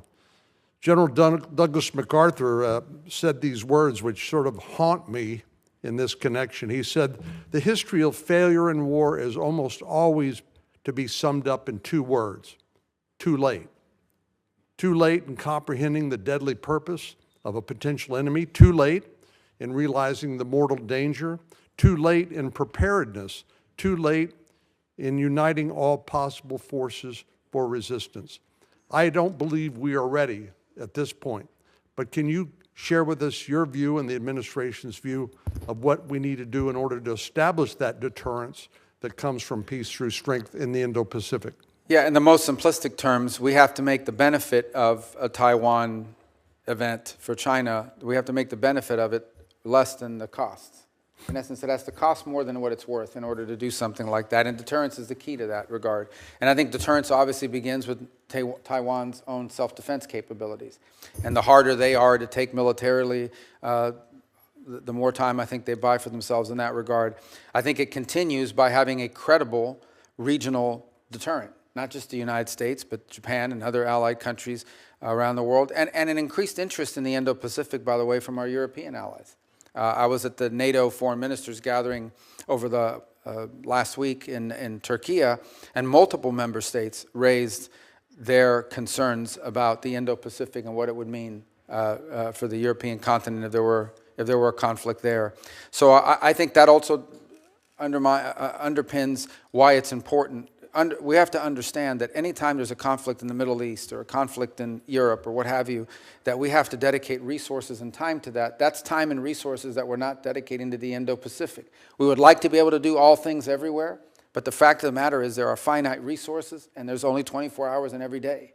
And so it would be of great benefit if we were able to conclude the war in Ukraine and with Russia and Ukraine, if we were able to establish some stability and peace in the Middle East, if we were able to deal with these issues, it would allow us to focus more time, energy, and frankly, resources on some of the challenges we face in the long term with regard to the Indo-Pacific and other parts of the world, but particularly the Indo-Pacific.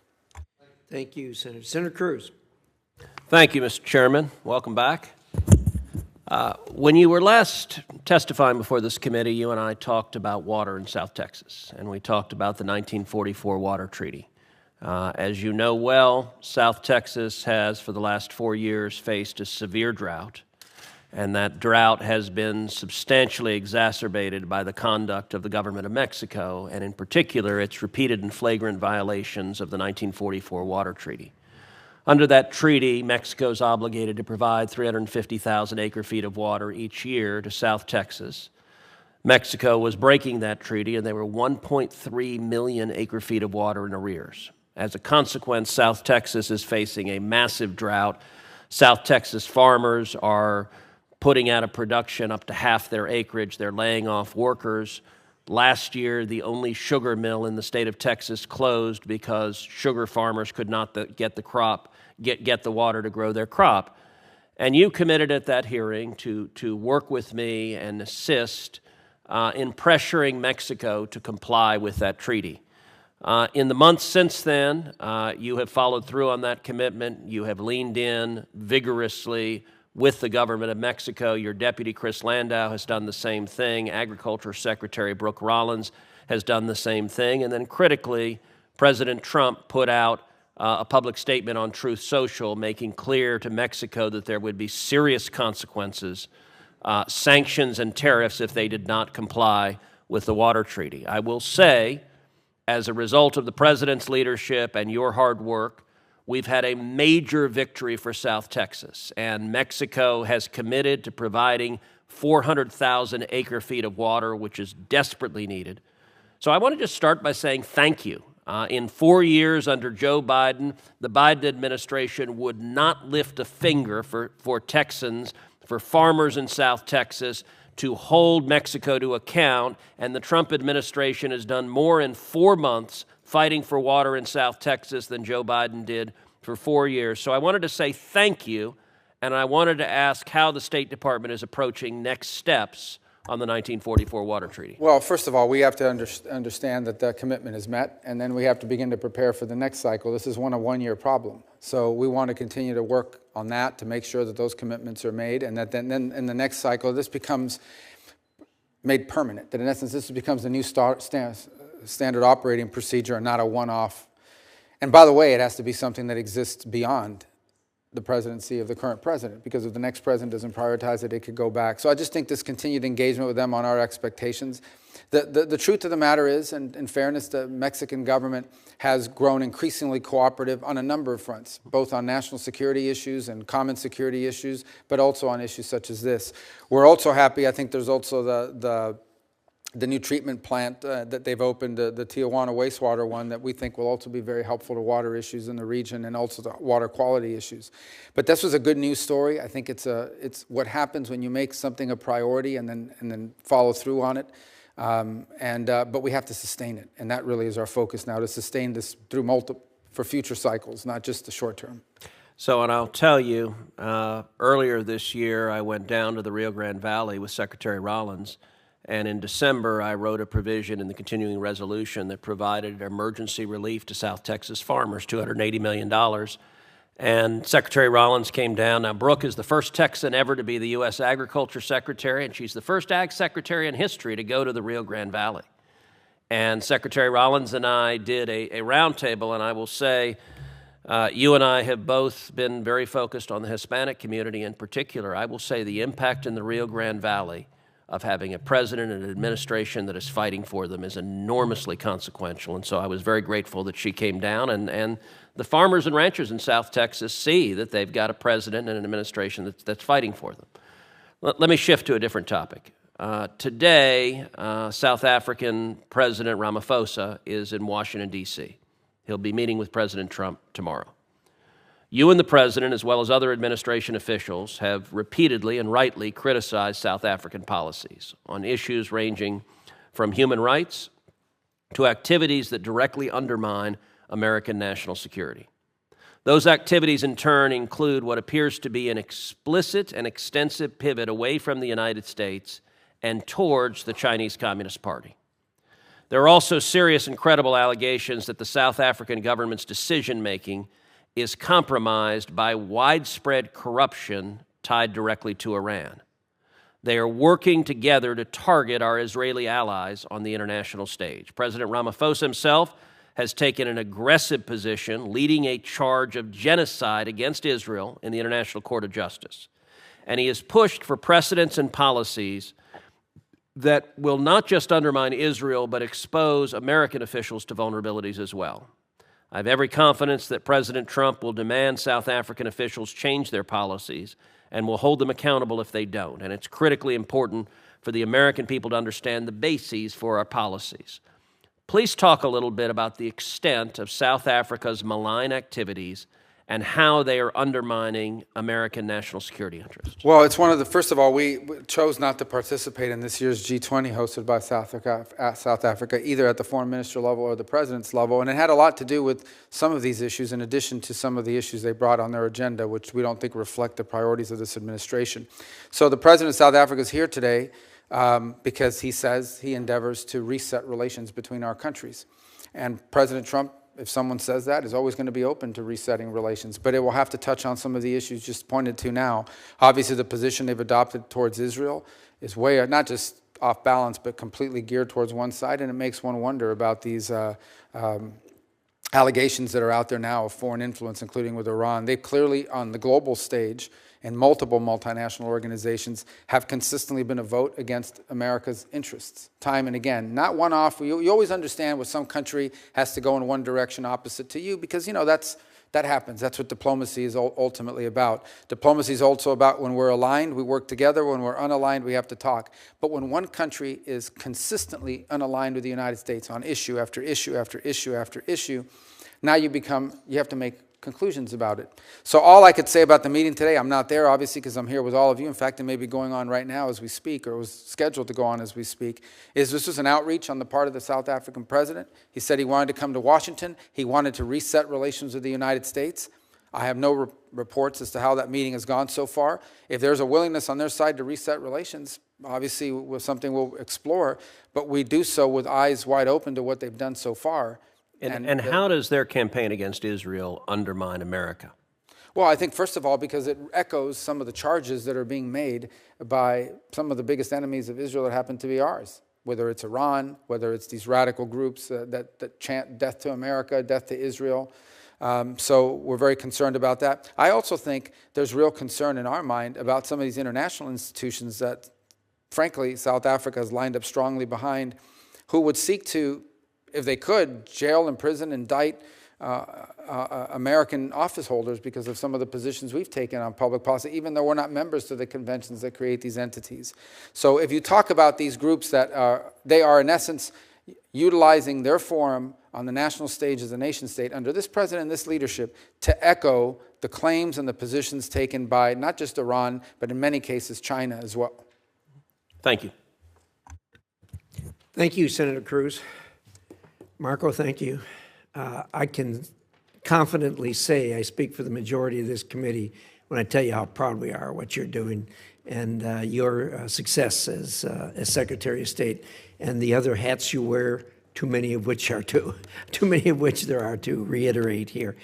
And I'm sorry that there were intemperate remarks here, as happens from time to time in the committee, but you know how that goes. You've served here. But thank you.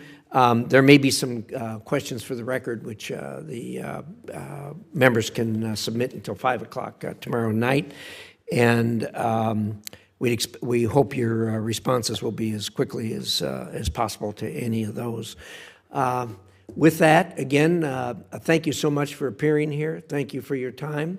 I have finally figured out how to stop the protests from happening here. They haven't happened, except when you've been here. So maybe there's some way we can, maybe there might be some reference between the two. In any event, thank you so much, and with that, the committee is adjourned.